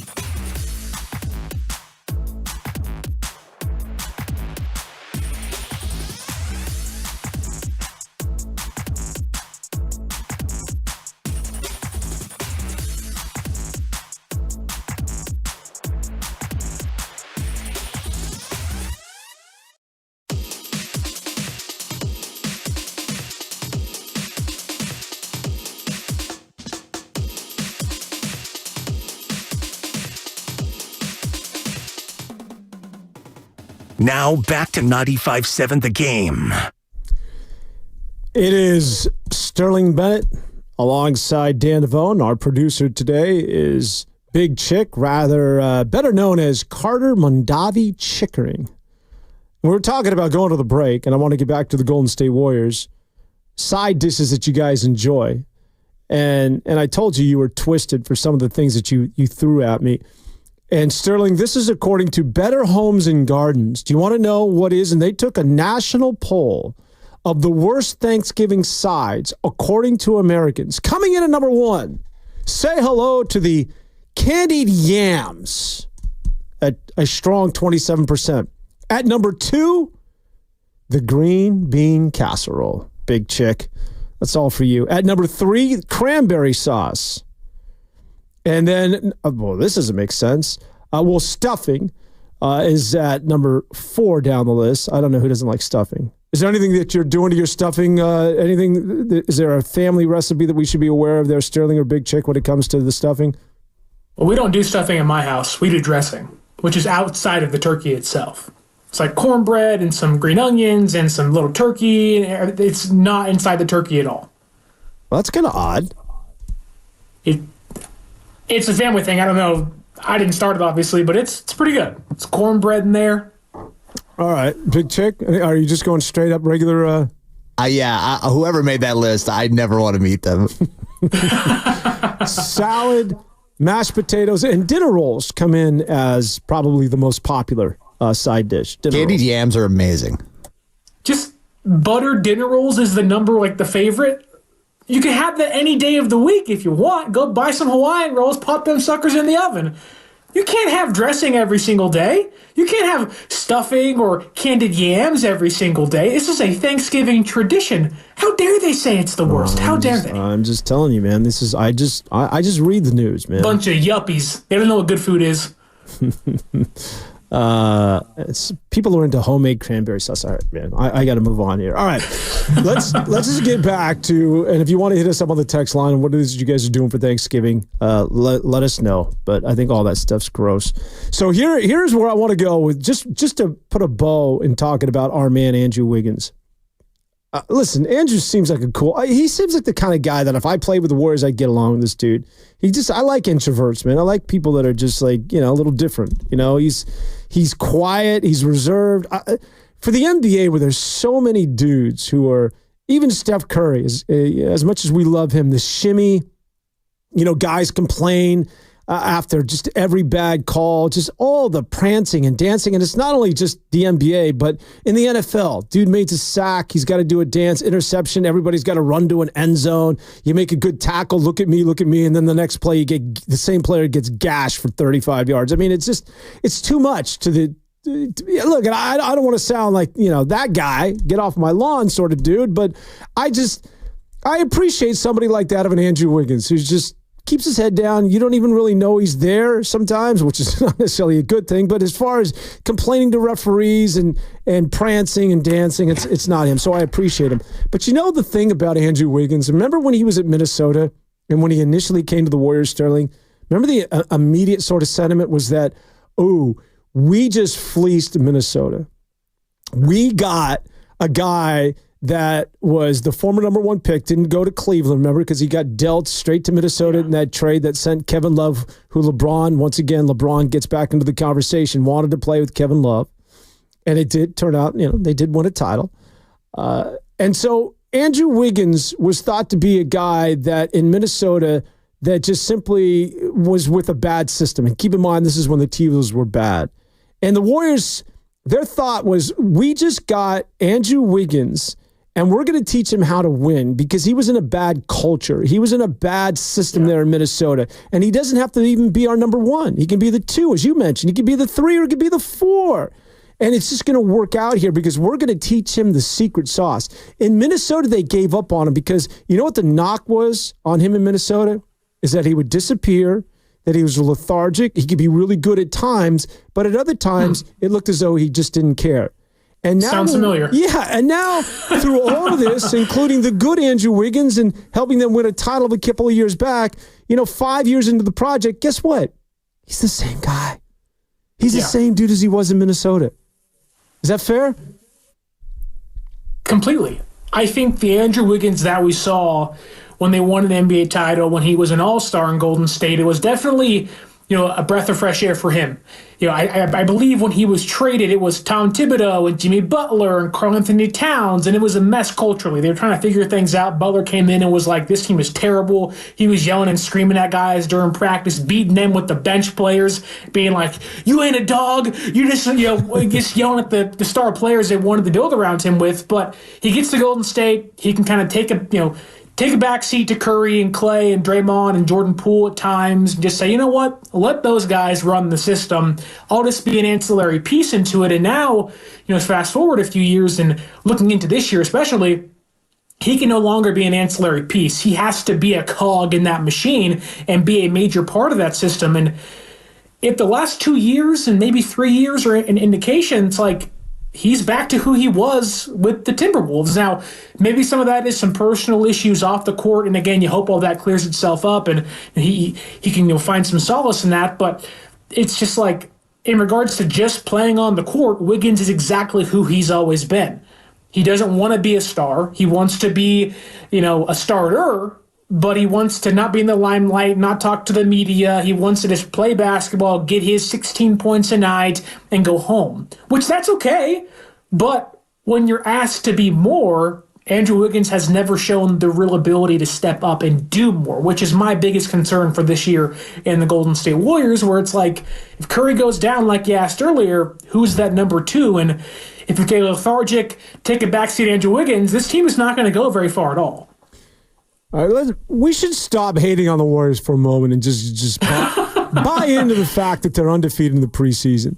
Because they're 6-0. Yeah, like I was saying this on another platform. People just went after me as being a hater because there's a lot of feel good. So why not, for the sake of just being sure? Like let's buy in. Let's have a sip of that beer that they're drinking, Warrior fans, and why not? You go undefeated, so let's be glasses half full for at least, for the next couple of minutes, and then I'll trash them in the next segment. But for right now, can you see a scenario? Because this is the beauty of sports. Who the hell knows, right? Like we sit here and we sort of analyze things on paper, and it's like, it's a 6 seed. Maybe on a good night, it's a 5 seed at the end of the year, or they're just jostling between, 6 and 11. But is there a scenario here where Steph is Steph, and it works with Buddy Hield, who really couldn't get off the bench with Philadelphia, but he finds new life here with the Warriors, and DeAnthony Melton's your lockdown guy, and you got Draymond being Draymond, and I do like Trace Jackson Davis has become my favorite Golden State Warrior, and I hope he's starting at the center spot. But is there a scenario here that we're missing where this team is legit and could surprise people? I think the Golden State Warriors, yes, can surprise a lot of people, but I think more importantly, they're going to live and die by the three, and that's okay. You can win that way in the NBA for sure, but I think they've improved the defense this year. I hate to say this, but I do think that Klay Thompson being out of the locker room, he's a very emotional player. We all love Klay. We want the best for Klay in Dallas for sure, and he's a great Warrior, one of the greatest Warriors of all time. But I do think getting that emotional roller coaster out of that locker room with where this team is currently at, with an aging Stephen Curry and an older Draymond Green, with the younger team you're trying to build as the next generation of Golden State Warriors, it helps to not have that in there where Kuminga and Moody and Podziemski and Trace Jackson Davis, guys you're asking to buy into the system. Sometimes Klay, who was very successful in this system, wasn't always buying in. He wanted to get his too, which is fine. Get yours, Klay. But I think that now we can see a more team-centered approach this year, which, if that happens and they all buy in and Buddy Hield's hitting 48% from three all year like he has this preseason, they can surprise a lot of teams. We talked about earlier, they have to win 4 more games to get inside the top 8, top 6.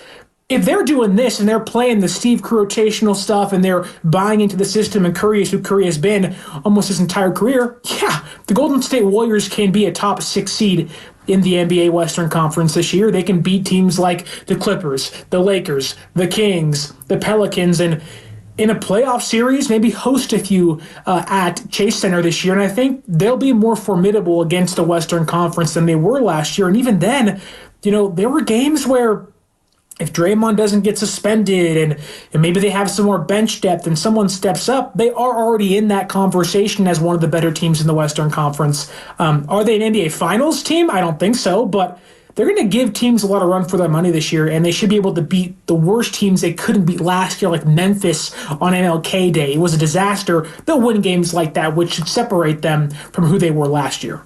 Hey, Miami was in the NBA Finals a couple of years ago and got beat by Denver, and they're always relevant just about every year. And beyond Jimmy Butler, it's just a bunch of dudes, right? I mean, there's certainly the culture word is applicable to the way they do things out there in Miami. And so maybe you don't need Andrew Wiggins or Jonathan Kuminga to be the other guys that are going to be consistent 25-point-a-night guys. And maybe you just share that load. Maybe if everybody's giving you 10 or 12 and it goes 10 deep, or there's 6 guys that are giving you 10 to 15 a night, that works as well. That there's certainly different ways to slice his pig. And so, maybe the Warriors do find magic here with a depth and a team that goes, as many as 13 guys, and then you have your defensive specialist. And the Warriors are still small, however. I find so amazing is that we talk about a new team, we talk about transition, but it's the same old thing when you look at this team. Whether your tallest player is Kevon Looney, it's still going to be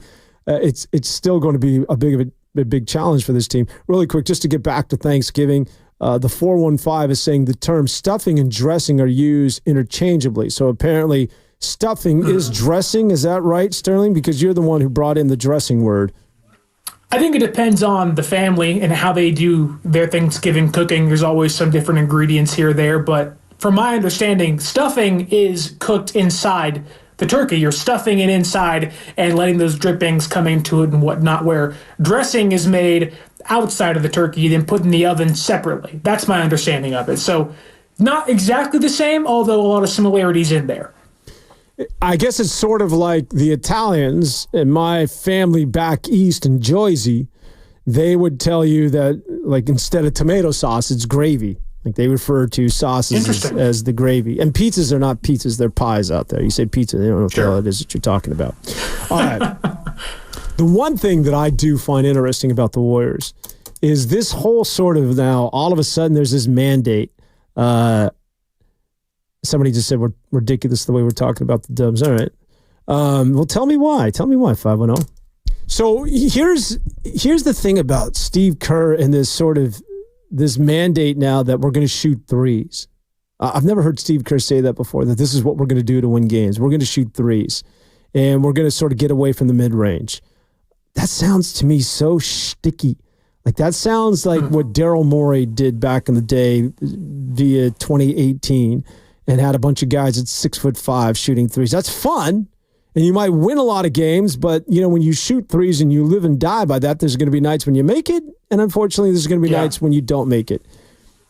The Warriors going back to when they were, and we all know that they're in transition, whether we want to admit it or not, but when we talk about this team when it was synonymous with championships and titles, do you ever remember Steve Kerr saying, we're going to shoot threes, that we're not going to get away from the mid-range, this is what we're going to do, this is our template to win? No, it was always about that sort of innate ability to move the basketball, to know where guys were, backdoor. I think they even invented the DH, the dribble handoff, the DHO.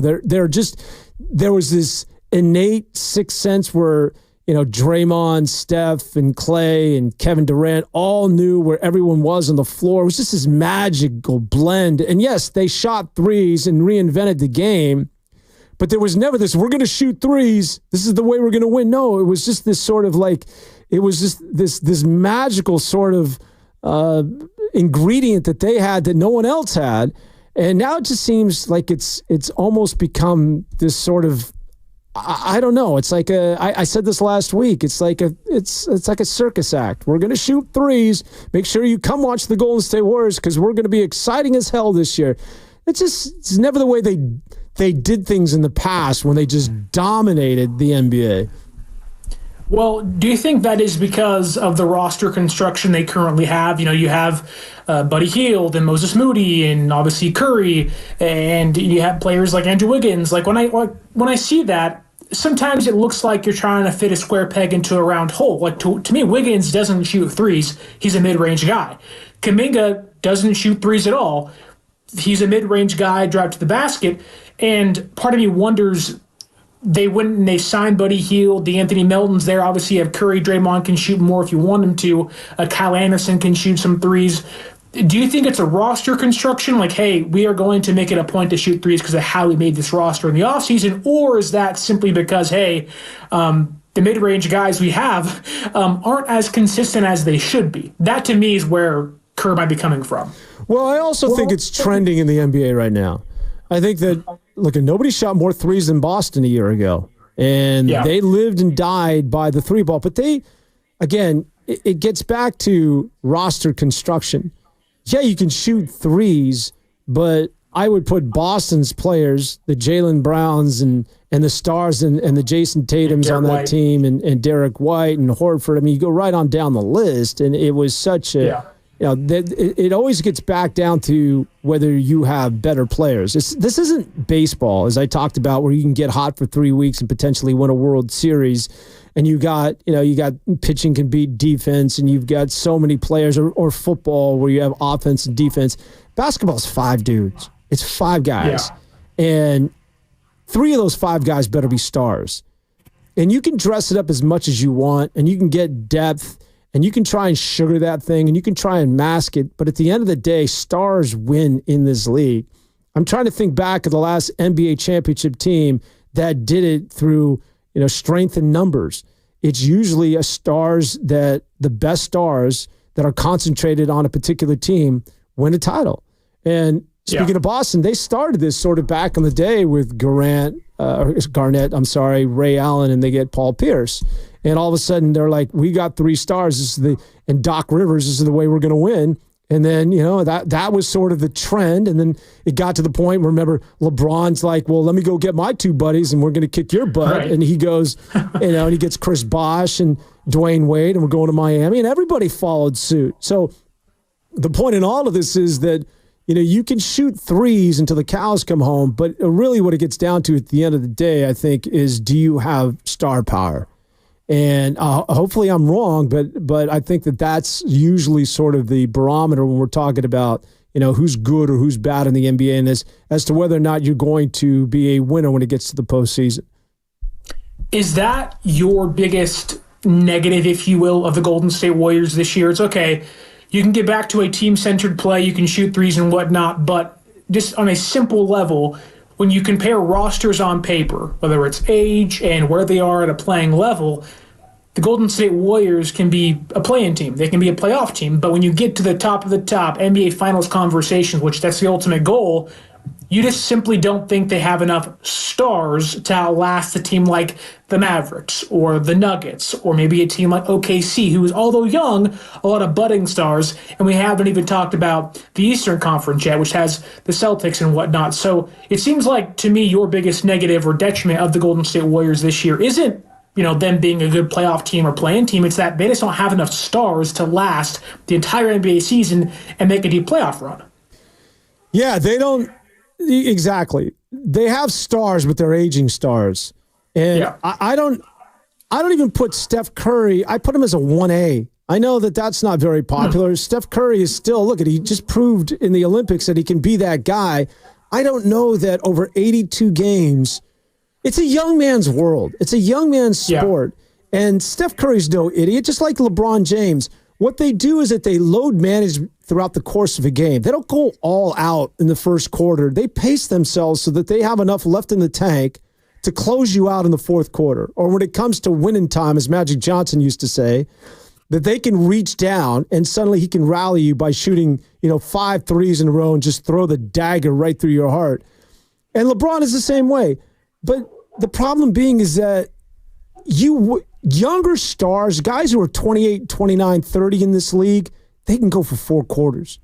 They can dismantle you by halftime. They don't have to worry about, I got to make sure I have my legs in the fourth or when it comes to crunch time. When you're young, you're not thinking about that. You just go. And we knew this was an inevitability, that the Warriors dynasty was going to get old and how in the world, because it never ends well for dynasties. Well, this is what the Warriors are telling you, is that we're not blowing it up.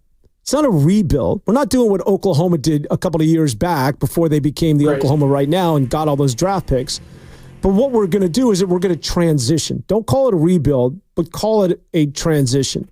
And we're transitioning into another era here where we're going to fade out Steph and Draymond. Clay's already gone. And we're going to hopefully identify some new, younger players that are going to be sort of the new foundation, the new bones of this basketball team. And then we look to be relevant where we can challenge OKC, where we can challenge Minnesota in a year or two, or maybe 3 years. It's a transition into that, I think, is what we're looking at with the Golden State Warriors. And so you could sell it by we're going to shoot threes, and because you still want to, the bottom line for the Warriors is that you still got to get butts in that seat and pay for that, pay for that arena and still make money. So you still want to be competitive. But in terms of being synonymous with championships and dynasties, Steve Kerr even admitted as much, that this is a new position for them. They're no longer the hunted, they're the hunter. Yeah. Like, that is in the rearview mirror. So I think what we're witnessing here, not to hate on the Warriors, is just that they're moving into another direction until they locate what is going to be the new core for another run at the title. Could I push back and say, and maybe the championship win against the Celtics was this, but when I think of an aging core, which I know there's only 2 of them now with Steph and Draymond, my mind immediately goes to San Antonio when they played the Heat in the finals, and how that was an older core. They had already won plenty of championships. They'd proven enough. They had Popovich, who was old then, and now we have Steve Kerr and Golden State, a very accomplished team that was an aging core, but they had Kawhi Leonard in the building. He was going to be the next piece of their hopeful, winning ways in San Antonio. Is there a potential where you see young players, young dubs like Podziemski and Kuminga and Moody and Trace Jackson Davis, who, although, haven't hit their stride just yet, have shown that on any given night that one of those guys can play up to par and be really good NBA players and contributors?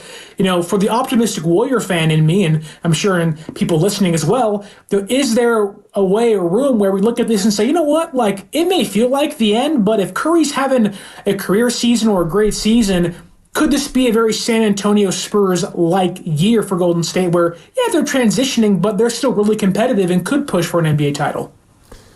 If there's a Kawhi Leonard on this Warrior basketball team, then yes, I will revitalize what it is that I said. Which may go back to Kuminga being the most important piece of the puzzle. Yeah, I don't think Jonathan Kuminga is Kawhi Leonard. And let's remember who Kawhi Leonard was. He won a title his rookie year. And Kawhi Leonard, until he became Mr. Street Clothes, was a guy that is one of the best in the NBA. I mean, Kawhi Leonard is a star. So it just gets back to my conversation is, do you have enough stars? If there's a Kawhi Leonard that's undiscovered that's going to have a breakout year, and whether that's Jonathan Kuminga, whether that's Moses Moody, or whether that's Andrew Wiggins going back in the time machine, and they're playing like Kawhi Leonard, then yeah, you got to punch a shot, Golden State Warriors. I just don't see a young, dominant Kawhi Leonard who started all of this load management back in the day on that Warrior roster. I hope that I'm wrong. Before we get to the break, somebody had a shout out to the Valkyries. Are you watching any of the WNBA? Big Chick, are you in on this, Sterling? I haven't watched them. I'm keeping up with it. I haven't watched it at all. Shame on both of you. I am telling you, this is entertaining stuff. So it's the finals in the WNBA between the Minnesota Lynx and the New York Liberty. And I'm telling you, this is good basketball. Listen, I used to cover the WNBA way back in the day. The talent now in the WNBA is legit. Give me some Breanna Stewart, man. These gals can go. I mean, this is entertaining. It's good basketball. So I'm telling everybody, not to be #MeToo, but I'm just saying, man, get out there and go watch yourself and go Liberty. They got a chance to close this out. It is fun, entertaining basketball. So I look forward to the Valkyries. I think once the Valkyries take over, I will probably start to watch the WNBA again. Obviously, it's a Bay Area team, ties to the Golden State Warriors and Joe Lacob and whatnot, but being in the desert, there's not much WNBA talk out here amongst anybody. Yeah, what the hell are you doing in the middle of the afternoon, man? You're not planning on I don't know, what's going? You're not part of a militia group out there. You're not. No, I'm out here prepping dinner for the wife once she gets out of work. I am the house husband, if you will. That's awesome stuff. All right. We will continue with the Golden State Warriors. Also want to transition into the 49ers. Yes, it's coming. Are you guys ready? 49ers and the Kansas City Chiefs. Need we say any more? I don't think so. Back after this.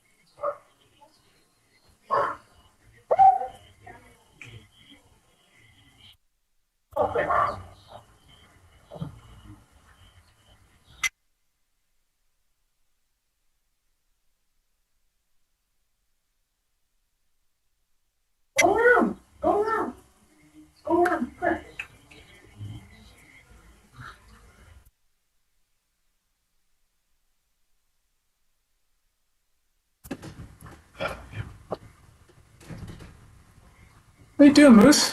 What are you doing? What? What are you doing, huh? What's that? One more.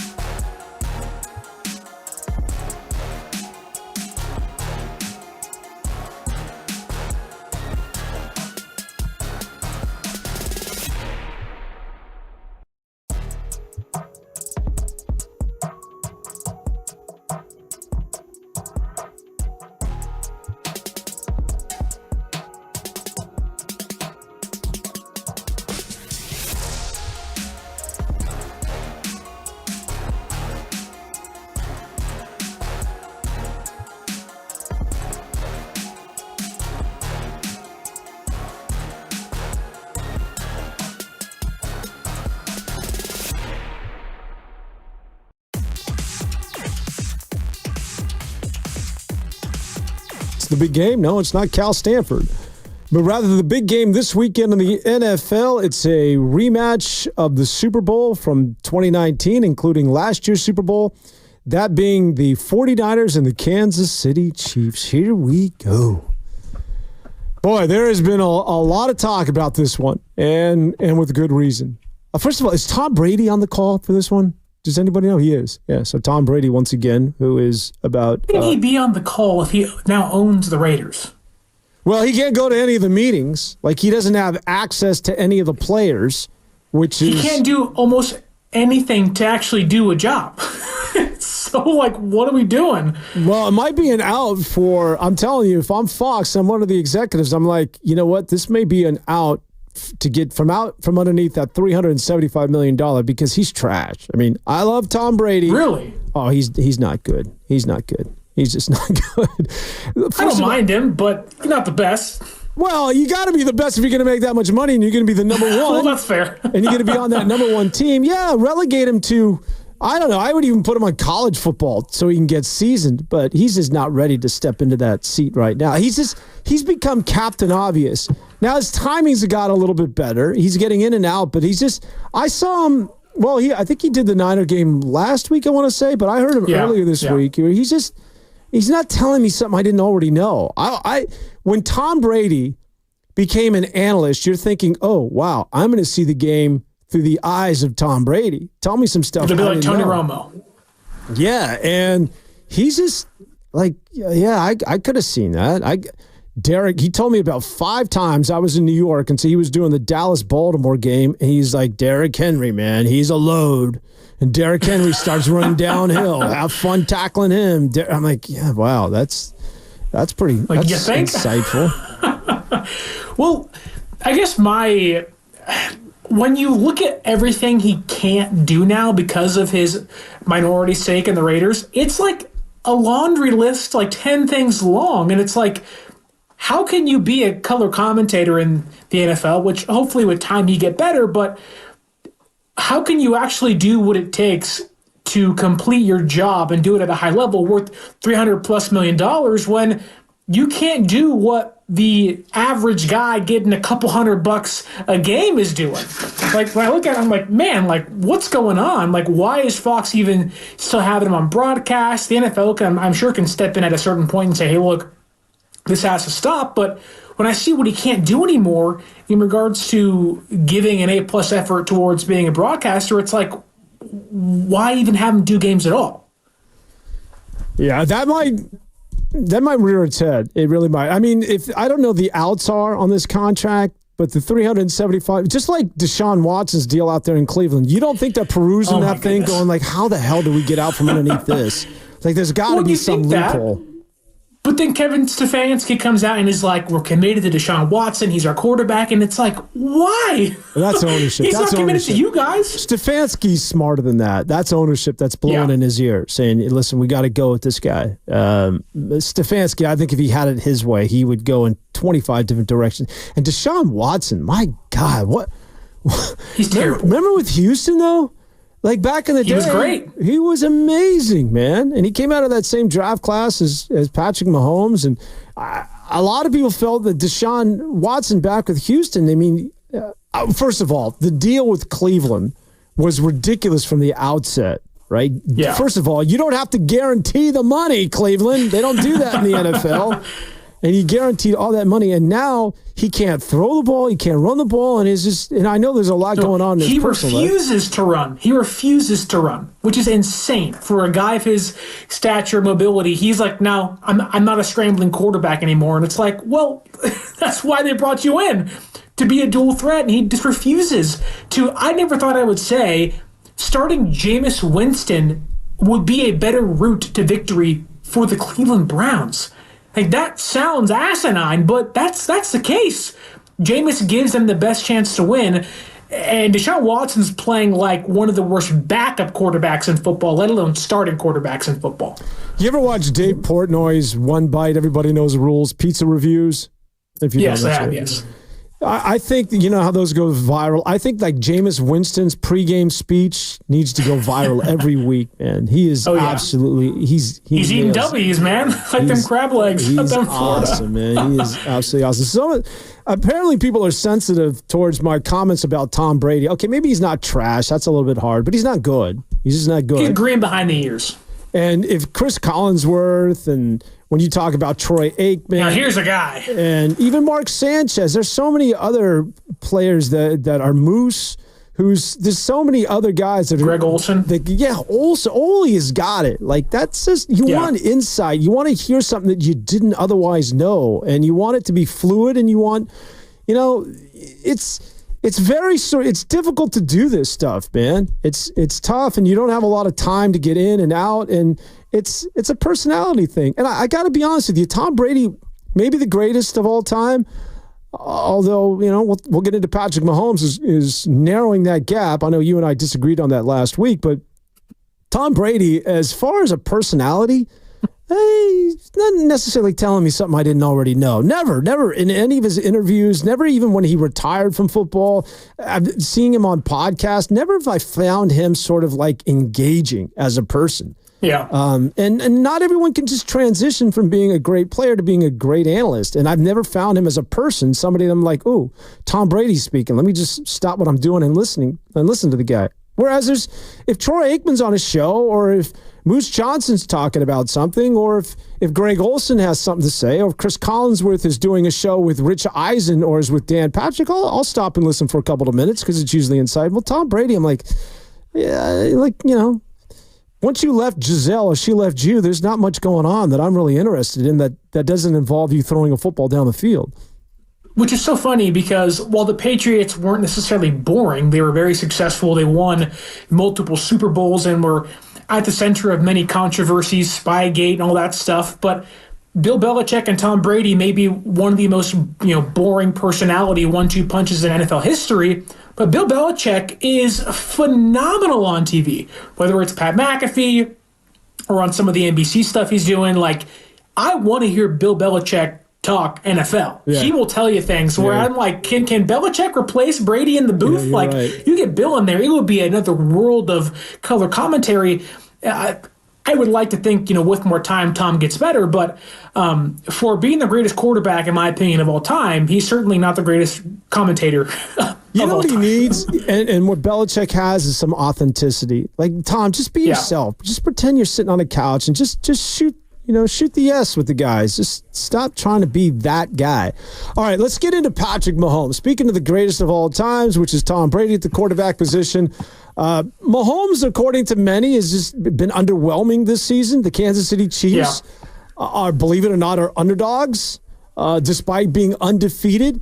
I want you break down this game for me, and of course, I want you to plug your post-game show tomorrow. But the one thing, and I do want to throw this stat out there, that the one thing about Patrick Mahomes that we all know, he's a competitor, man. And the one stat that jumped out at me, and there's a lot that we can peruse through, but when he's an underdog, which isn't often, and he's an underdog this week, he's been an underdog as a quarterback of the Kansas City Chiefs some 13 times in his NFL career. The record, 11-1-1. It's not a good idea having this guy taking points. But what do you think of Mahomes? What do you think of the Chiefs and the Niners?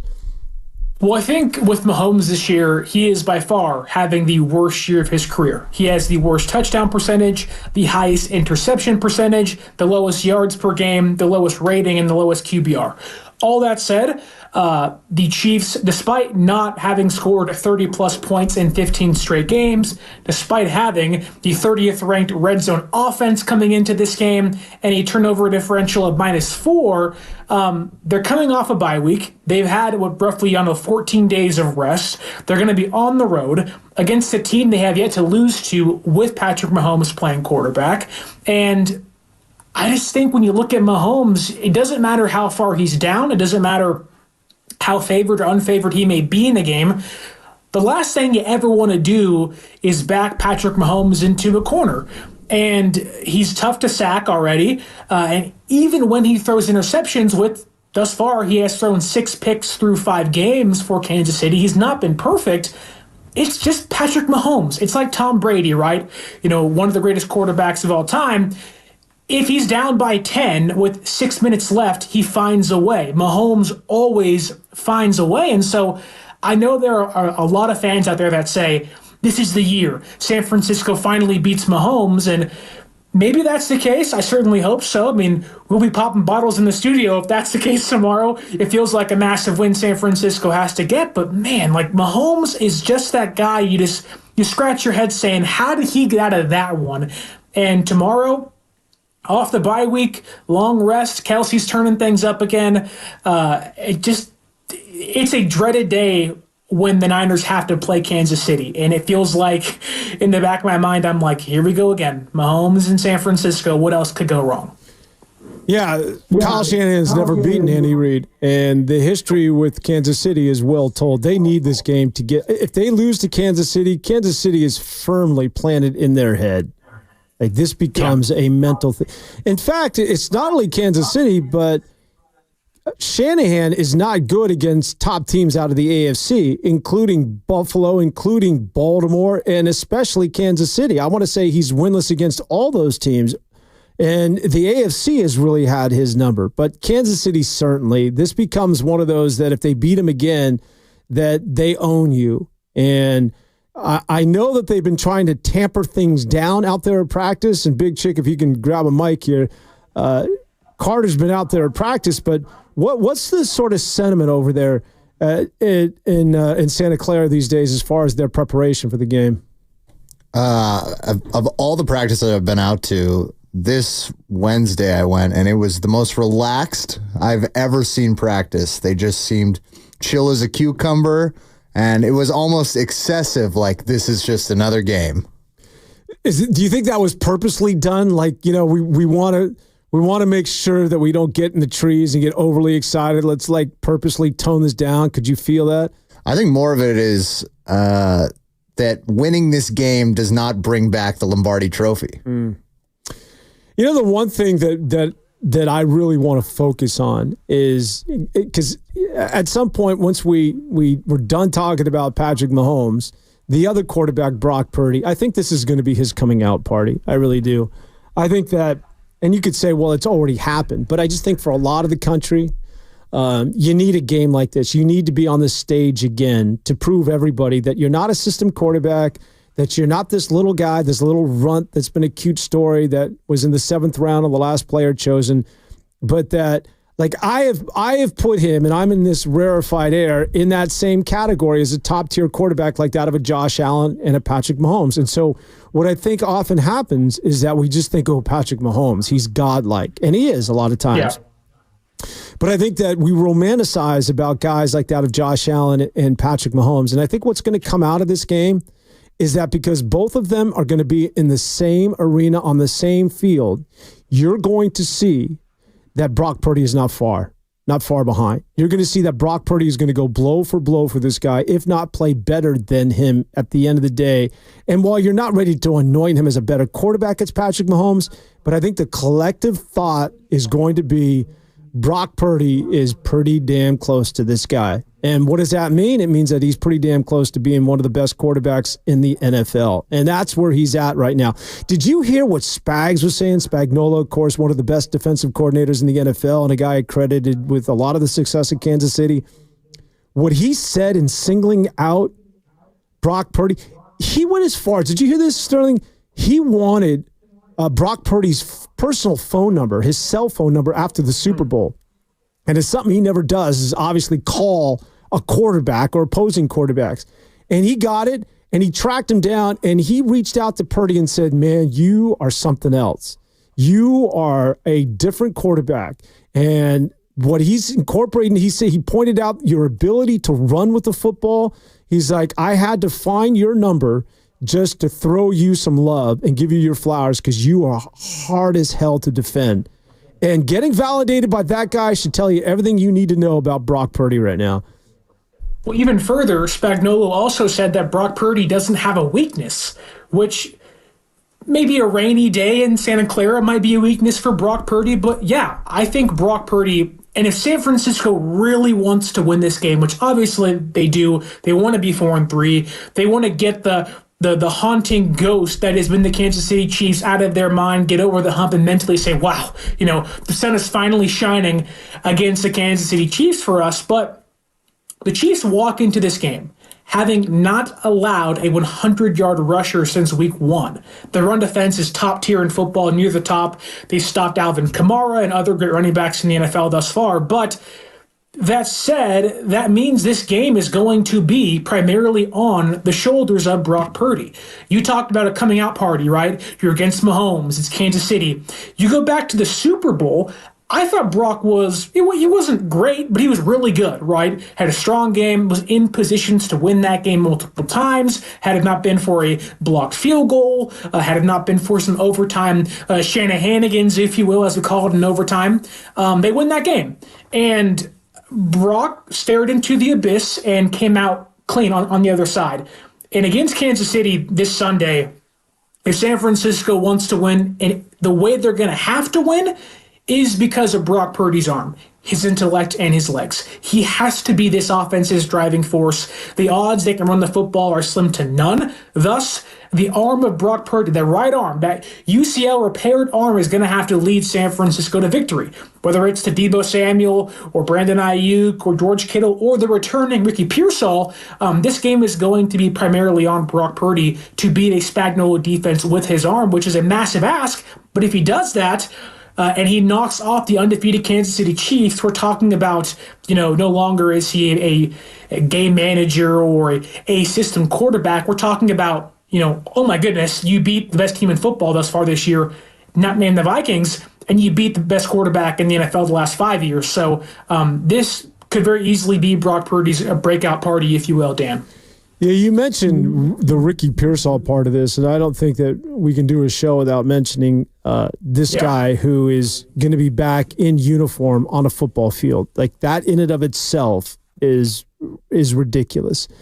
When he got shot 7 weeks ago, I don't know where you were when you heard the news. My immediate thinking was, is he alive, right? And he even said, the first responder, he said to this woman, like, am I going to live?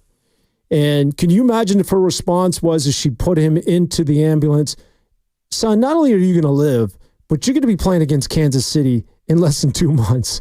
I mean, right, 50 days later. It's ridiculous that Ricky Pearsall is going to be in uniform. And this isn't just a ceremonial. Ladies and gentlemen, let's recognize Ricky Pearsall is here today and everybody gives him a standing ovation. No, he's going to replace Juwan Jennings, who's out with an injury. I think JJ is a no-go, right? He's going to be inactive, so it's Pearsall's slot receiver role. He's going to be in the slot, and he's going to be a go-to guy they're going to look for in the red zone. Like, he is going to be a potential difference maker. I just think it is really remarkable when you think about just from beginning to end where this guy was just 7 weeks ago. Well, Carter mentioned practice on Wednesday being relaxed and just another game. Another practice, there is no pressure on them. And while I do think that the vibes there are comfortable, San Francisco feels good, I think a lot of that is due to the return of Ricky Pearsall. I think San Francisco's had their ups and downs this year. Injuries have reared the ugly head. Javon Hargrave's not going to play, obviously. Juwan Jennings isn't going to play. Deebo was banged up. Jordan Mason is banged up coming into this game. There has been some negativity on San Francisco's side. Obviously, you're 3-3, not where you should have been coming into the year, but watching Ricky Pearsall get shot and 50 days later on the football field, going to play against Mahomes and Spagnuolo in, let's be honest here, when they drafted Ricky Pearsall, it was to play against Kansas City. Nobody last year in the Super Bowl could separate. Not Deebo, not Kittle, not Ayuk. They drafted Pearsall to play in games like this, to be the difference maker and be that second separator for Brock Purdy in this offense. So for him to make his debut against that team he was drafted to essentially beat, it's massive. This team, you can tell, just feels the energy oozing out of him. I think it was Jacob Cowing, their fourth-round receiver they drafted this year, said, that's the swaggiest white boy I've ever seen in my life. Like, they feel Ricky Pearsall's energy oozing out of him. And I think it almost gives them that calmness that Carter talked about during practice this week. And I think, him being out there is going to be a massive deal for them mentally to hopefully jump that hurdle that's been the Kansas City Chiefs. Carter, let's hear from Kyle Shanahan talking about the return of his rookie wide receiver. Yeah, I think more of the guys are just happy for him. And they know he's wanted to be a part of this. It's been a crazy story, him delaying to be a part of it, and he's worked to get here. And I know the guys are just excited for him and ready to support him, help him come along. It's gonna be uplifting to see that guy out on the field. I think this game is. I think Brock Purdy is going to be. I think Brock Purdy's going to have a big game. I really do. Despite the defensive coordinator, as we saw, what it is that Flores and the Minnesota Vikings were able to disrupt Brock Purdy and the Niners in that game, which the Niners lost to Minnesota. And Spagnuolo has the ability to do that, mix up his blitzes and the man coverage. I mean, he's Spagnuolo at the end of the day. I still think Brock Purdy, with his ability now and the confidence to extend plays and the ability to run. That's just, that's not something that people really factor in when you're defending the Niners and Brock Purdy. Well, you better now, because the tape is out that Brock Purdy can create on his own.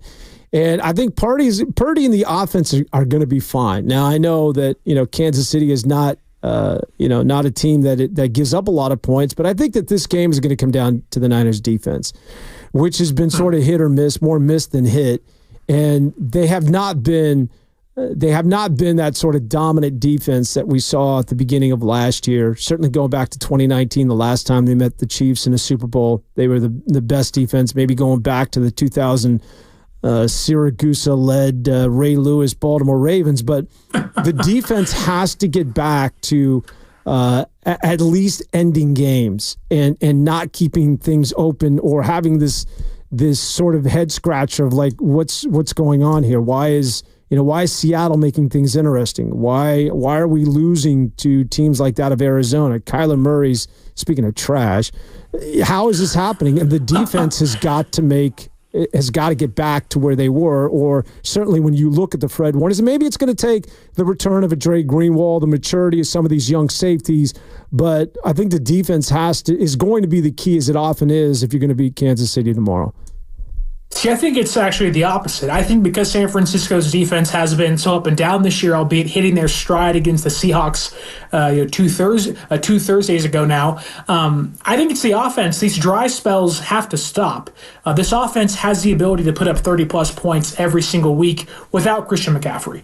And I think, with Deebo Samuel and hopefully eventually Juwan Jennings back in 2 weeks' time, but primarily against Kansas City, you have 3 legit receivers now. You have George Kittle. The Chiefs linebackers have been terrible against the pass this year. Drew Tranquil and Nick Bolton have been 100-plus passer ratings allowed. Brock Purdy against the blitz is 4th this year. When teams run man coverage and cover 0 and cover 1, Brock Purdy's the 3rd best quarterback in football. So I know we talk about the Chiefs and Spagnuolo. I think this game comes down to San Francisco's offense eliminating those second-half dry spells and putting up points. They can do that. I think, you can say this game may be close, and I think it will be, but I don't think we're talking, 21-17.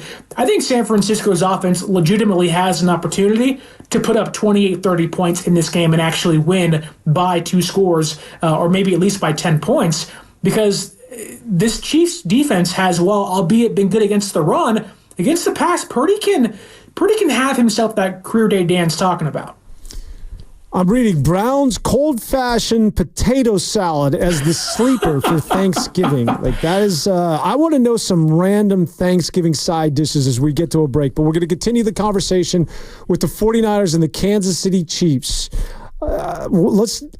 Let's just call it what it is. I think that the 49ers are going to shock the world and win this thing convincingly. I know that's not popular sentiment right now, and I don't like making predictions if you know me at all, but I just have a feeling that San Francisco is ready for that game. Does it mean that they're going to beat them when it matters if these two teams meet in the Super Bowl? No idea, but I do think that they're prime for a big win tomorrow. All right, well, let's continue the conversation with my man. It is Sterling Bennett and Dan Avone here on 95.7 The Game.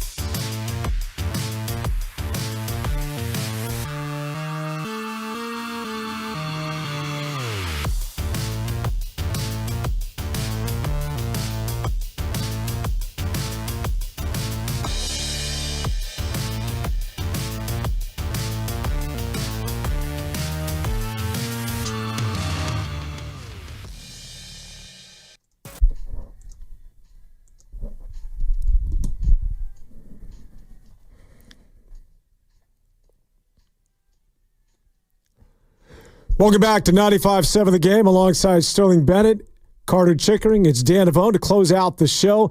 Just really quick, before we get into the Niners, I'm seeing here on the text line, roasted Brussels sprouts in a horseradish cream sauce. Now, that sounds like something I would enjoy, in all seriousness. Roasted Brussels sprouts in a the cream sauce, maybe. The horseradish, I'm down with. Brussels sprouts, certainly. I also saw fried apples as being a potential dessert, which might be in my my power alley as well. So, persimmon pie? What is that? Well, I know what persimmons are. I've never had it in a pie. Interesting. Keep them out there. I like the randomness. Like, if you can get me away from the cranberry and that casserole that Carter's crushing every year with the marshmallows and the candied yams, please. What are we doing here, people? Come on. Give me We talked something. about earlier your Halloween. You're a big Halloween guy.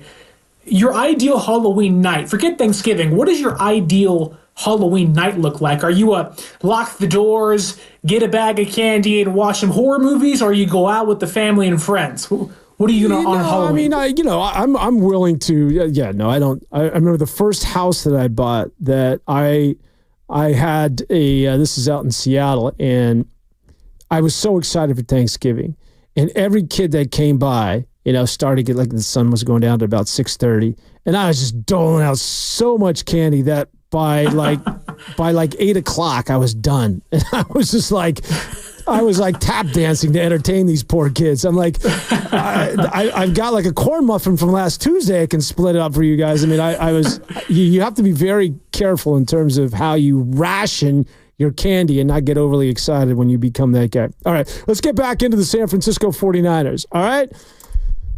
So I want you to, we're going to go around the room, and I do want you to give me a winner or loser in this football game. And I typically, me, Sterling, I don't like doing this sort of thing, especially when people talk about the schedule. Oh, you're going to be 3-2 after 5 games. Stop it. How do you know? That's ridiculous to do at the beginning of the year.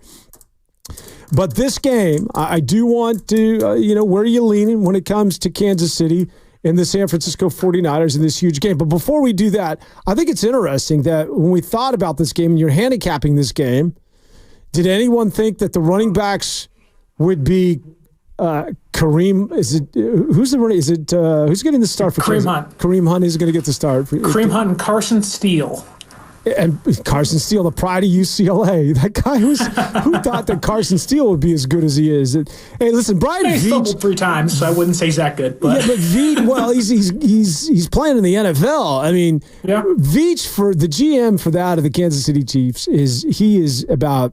It may be him and everybody else right now. He's as good as he gets. Well, Hallie Roseman's up there too. For the 49ers, if I was to say it's Kareem Hunt in the beginning of the year, and listen, Isaac Guerrero is a good chance that he's going to get the mother load coming tomorrow. Is that the way you see things? Mason will be active. I don't know how limited he may be, but the Chiefs' offense in regards to Kareem Hunt, they run the football. They ran the football 39 times against the Saints 2 weeks ago. This is not a pass-heavy offense anymore. They're not vertical.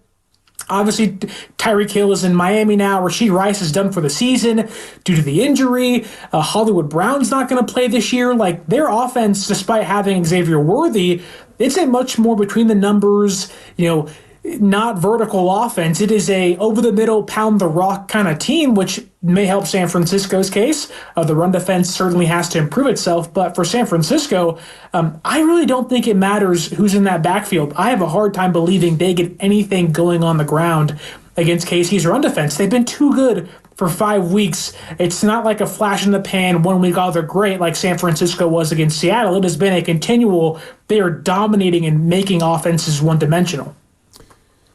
Yeah, I think the 49ers and Chris Jones and company and those guys up front, their linebacking core is so talented.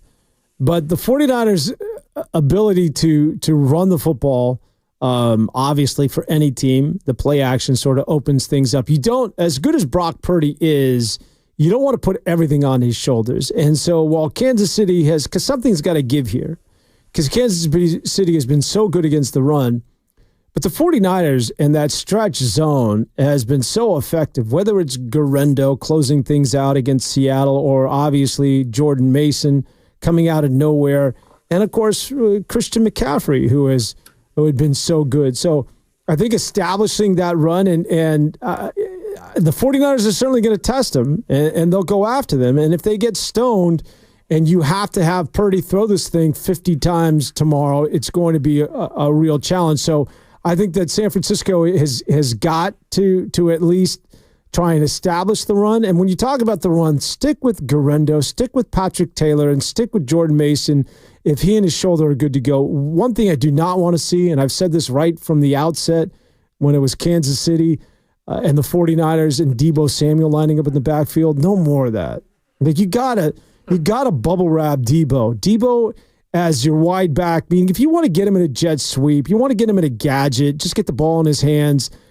That I can understand. But this idea of having him being a second or third running back and just giving him the ball and having him trying to go off tackle, it's bad enough he's returning kicks. It's bad enough that he runs as violent as he is and he's as injury prone as he is, that you need Deebo Samuel. So I do not want to see him as an extra running back.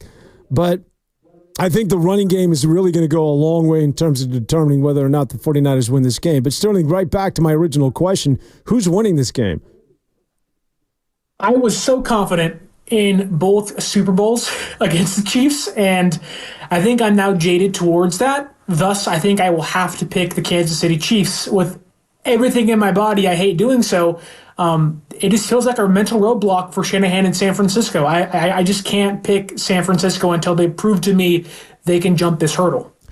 Carter, Mondavi, Chickering, who do you like tomorrow? I like the Chiefs because the world seems to fall for this every time, that we're favored against them and all this, and I just do not understand how we can keep falling for this trick.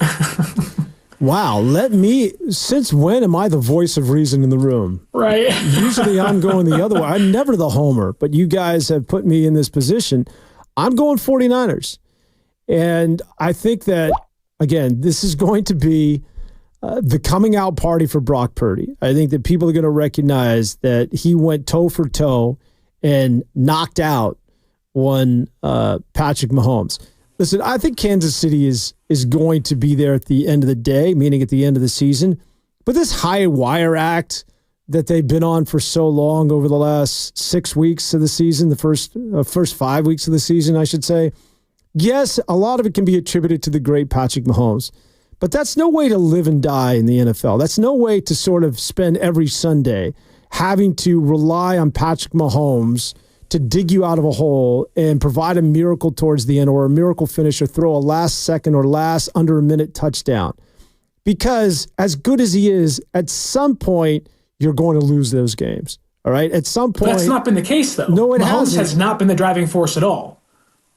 No, they've run the football. I rest assured. Yeah, no, they've been old school. They're 3 yards in a cloud of dust. I think that when you think about the Kansas City Chiefs, you're right. There's a misperception that they like to go Texas Tech and Patrick Mahomes. Not the case. Right. This is a team that they're going to run. That's who they are. They're very old school. My point is that late in the game, it's Patrick Mahomes that has been digging them out with touchdown passes, and Patrick Mahomes who has made the big plays.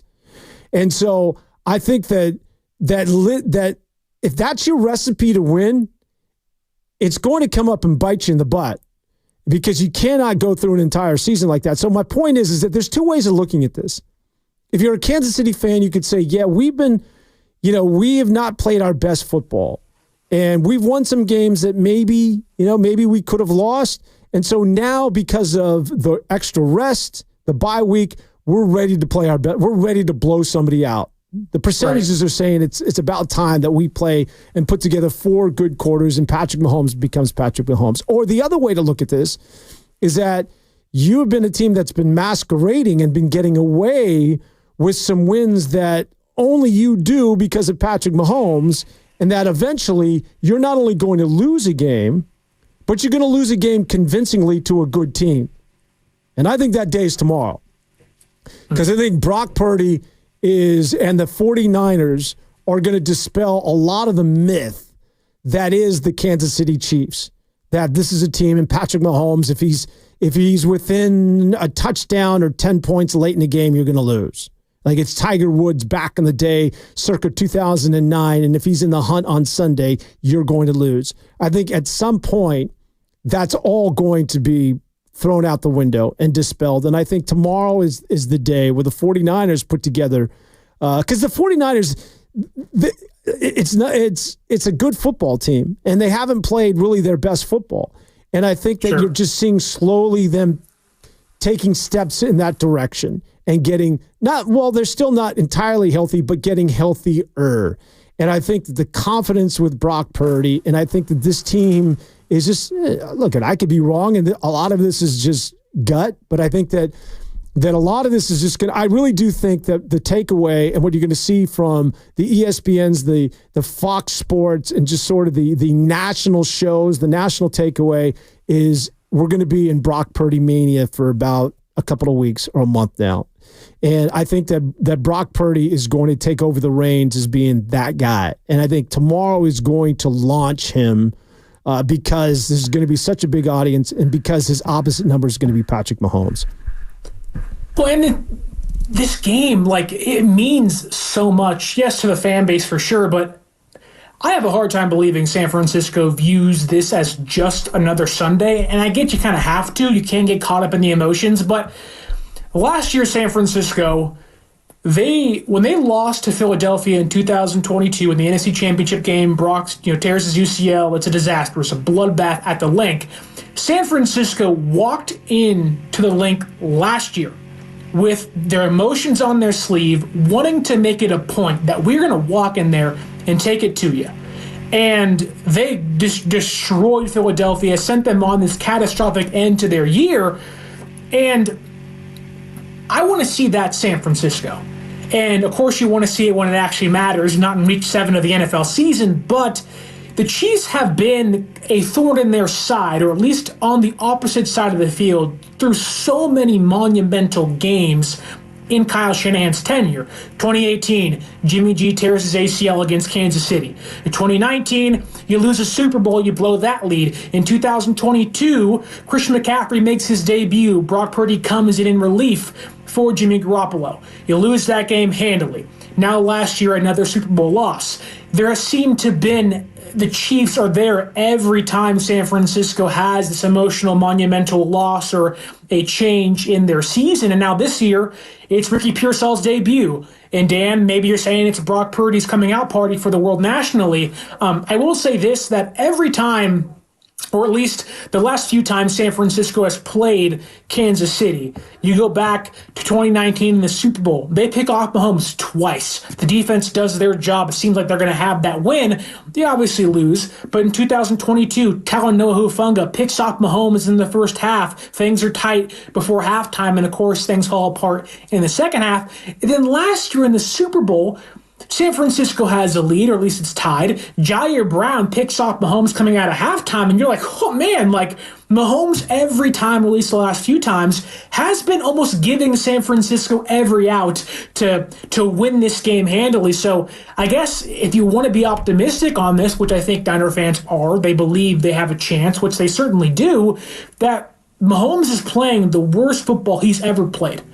This is the chance to beat Mahomes. He'll give you a turnover. He'll give you a takeaway. It's about capitalizing on that takeaway, and it always has been for San Francisco. Whether it's regular season or Super Bowls, the offense, if they can get rid of those dry spells, Mahomes will give you the chance to take a 10-point lead, a 14-point lead, and secure a win late. So, like you said, Dan, how many times does KC get to get away with a holding call in the end zone when it's not called against Atlanta, or a PI against the Bengals in week number 2, or an Isaiah Likely toe out of bounds against the Ravens in week 1? This is a real chance for San Francisco to put all of that to bed and say, you know what? You haven't been playing your best ball. We're finally capitalizing on Mahomes' mistakes. So, I don't want to be, overly optimistic. I think KC wins this game, but the Chiefs are going to give San Francisco and Kyle Shanahan's offense an opportunity to grab that brass ring, and I hope that this is that opportunity. The Niners couldn't get past Dallas in the 80s. When they did, a dynasty was created. I'm hoping this can be that emotional win for this generation of Niner fans and this team, because they are too good to not have a ring thus far, this could be their Dallas Cowboys of the 80s if they win. But after all that, you're still going with Kansas City. Shame. It's like despite everything that I just said, I have a hard time going against a team that's 5-0 with the best quarterback in football the last couple of years, the best head coach in football that already has 3 rings, and the best defensive coordinator in football against San Francisco that, can win, has a great quarterback and a good offense, but has been kind of, stumbling along this year. My question, I guess, really is the San Francisco we saw against the Seahawks who we're going to see this Sunday, or is it going to be the San Francisco we saw against the Rams and the Cardinals? Is that who we're going to see this Sunday instead? That is my concern. Yeah, I think you make a good point. Anytime you have the best quarterback in the NFL, one of the best coaches, and one of the best defenses, you're going to be in every game. You're always going to have an opportunity, and that's who Kansas City is. I think Kyle Shanahan, speaking to the coaches, Kyle Shanahan is a competitive SOB, and he's trying to put on the right face and say the right thing when it comes to this week's game. He don't want to lose this thing. And we said he had PTSD. And he sure as hell does not want to. He recognizes that. Are you mowing the lawn? Or I'm getting some feedback here. I thought it was like your house is about to blow up, but maybe not. No, you're not hearing it on your end. Anyways, I think when it comes to Kyle Shanahan and Andy Reid, much like that of Kevin O'Connell, LaFleur, McVay, he don't like losing to these guys. And he's had 10 days for this game. And while Andy Reid gets really innovative, watch Kansas City. They'll come out with something that you've never seen before. He's had 2 weeks to prepare. He's going to come out with, he will have a play or two that nobody's seen all year. Nobody's scouted. That's what Andy Reid does. That's why Andy Reid is part of the reason why he's as good as he is. There's a lot of reasons. But Andy Reid is going to have something in store for you. And that's not true for every NFL head coach. But Andy Reid will undoubtedly give you a formation, or he's going to run a series of plays where you're like, what the hell was that? That's what Andy Reid does when he has extra time. But Kyle Shanahan has heard enough about Spagnuolo, and he's heard enough about the Kansas City Chiefs, and he has enough confidence in his ability to say, I don't really care, because as good as you are as a defensive coordinator, I'm better than you as an offensive coordinator, a pseudo-offensive coordinator, as a guy who's going to devise something that you can't stop. A lot of this is not necessarily X's and O's, but just sort of like where you're at as a team. And I just think the 49ers are ready to turn that corner and go on a little run here. And they sort of sputtered, as have a lot of good teams in the beginning of the year. Look, at September, I've said this is an extension of the preseason. I've said this is the best team out of the AFC right now. If the season were to end, last week and you were playing a Super Bowl, you'd rather play Kansas City out of the AFC than Baltimore. Because Baltimore right now is the best team in the NFL and the best team out of the AFC. So records be damned. I don't really care that they're undefeated. It's just about who's playing your best ball. And right now, I think the 49ers, while they may not be peaking, but I think that when you compare to where they were just a couple of weeks ago against Arizona, where they were, against some of against the Minnesota Vikings, that right now is they're headed in that direction. And I think that's what this is all about, is making sure you eradicate those mistakes. And with that roster and with that talent and with Kyle Shanahan pulling all the triggers, that you begin to play 49er-esque football, which they typically do at some juncture during a season. And I think it's going to be they're going to go on a little run here. And Dallas is next, and then they get their bye. But I think this is going to be the beginning of the 49ers going on a little mini 4-5 game winning streak. Well, I think this may be not the biggest game of the season for San Francisco, but a lot hinges on this game. Of course, you beat KC, you're 4-3. You mentally get over that hump that has been the Chiefs in your way. Now, if you take it to Dallas, you walk into week number 9, the bye week, and that's the trade deadline. You want to be above 500. You want to have, Nick Sorensen, first-time defensive coordinator, halfway through the year. You want to see that defense kind of rounding into shape. Hopefully you get Christian McCaffrey back and Dre Greenlaw back and maybe, Jawan Jennings and Talanoa Hufanga again. And maybe at a certain point in time you add somebody. I think this game goes a long way into deciding what San Francisco's next few weeks look like, including the trade deadline? Do they go and get a Calais Campbell or go reacquire DJ Jones? Does a game like this, if you're the Niners and John Lynch, do you say, you know what? If we lose this game handily by 10 plus points, 14 plus points, do you sit back and say, you know what? I don't want to buy in and go acquire and trade further assets for a one-year wonder? Or does it make John Lynch say, you know what, I have to fortify many holes on this team? Maybe they bank on CMC coming back and whatnot, but I think this game goes a long way into deciding what San Francisco's rest of the season looks like. You have to win this game for sure, mentally and record-wise, but ultimately, this game could decide, what this team and how much the front office buys into where this team can go when it's all said and done come playoff time. Nick Sorensen, obviously the jury is still out. Every time I see that guy speak, he reminds me of one of those guys that you see living out of his van that's just getting tasty waves or just living at the beach, He looks like he could rock the puka shells and just live like one of those guys. You don't know necessarily how they make their existence, but they're at the beach every single day. You'd see these guys in Hawaii, or I see these guys down at the Dolphin Club. These guys are there, just like these sort of older guys. They look like beachcombers, I think, as they used to say. But I think that the defense really, like the defense to me, is really. You and I sort of see this on. You see it on one side of the ball, meaning that the offense is sort of the question mark for tomorrow. To me, it's the defense just has not consistently been able to get off the field. And that's what you need to see, not only in this game, but I think if the 49ers are to have a shot at getting back to a Super Bowl, I think the defense has got to show some signs of being dominant again. I guess I'd push back a little bit because the defense got off the field against the Cardinals multiple times.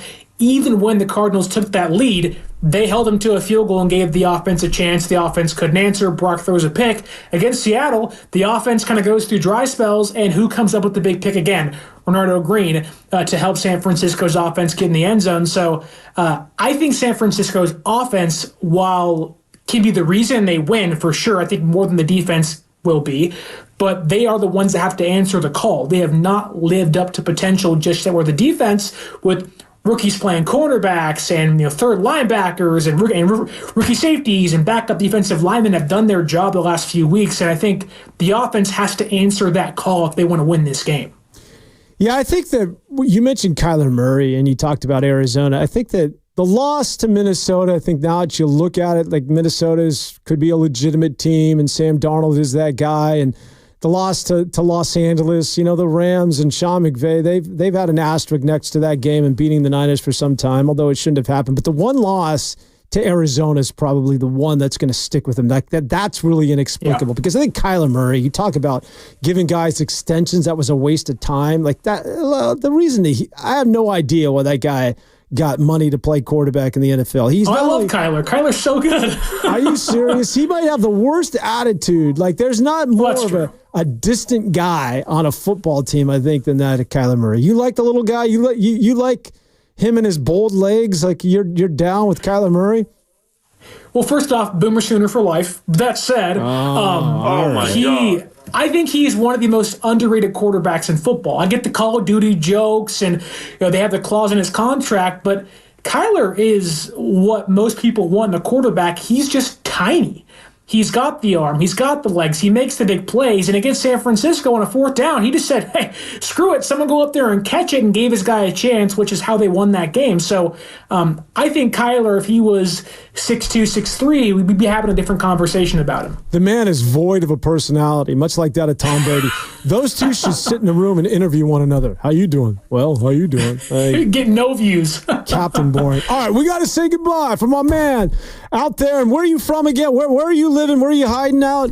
Give me the name of that city. Hesperia, California, in witness protection. Man, it must be beautiful out there. All right, Sterling Bennett from my man Carter. Mondavi Chickering. This is Dan Avone. Enjoy the rest of the weekend. We'll see you back here next Saturday. So long, everybody.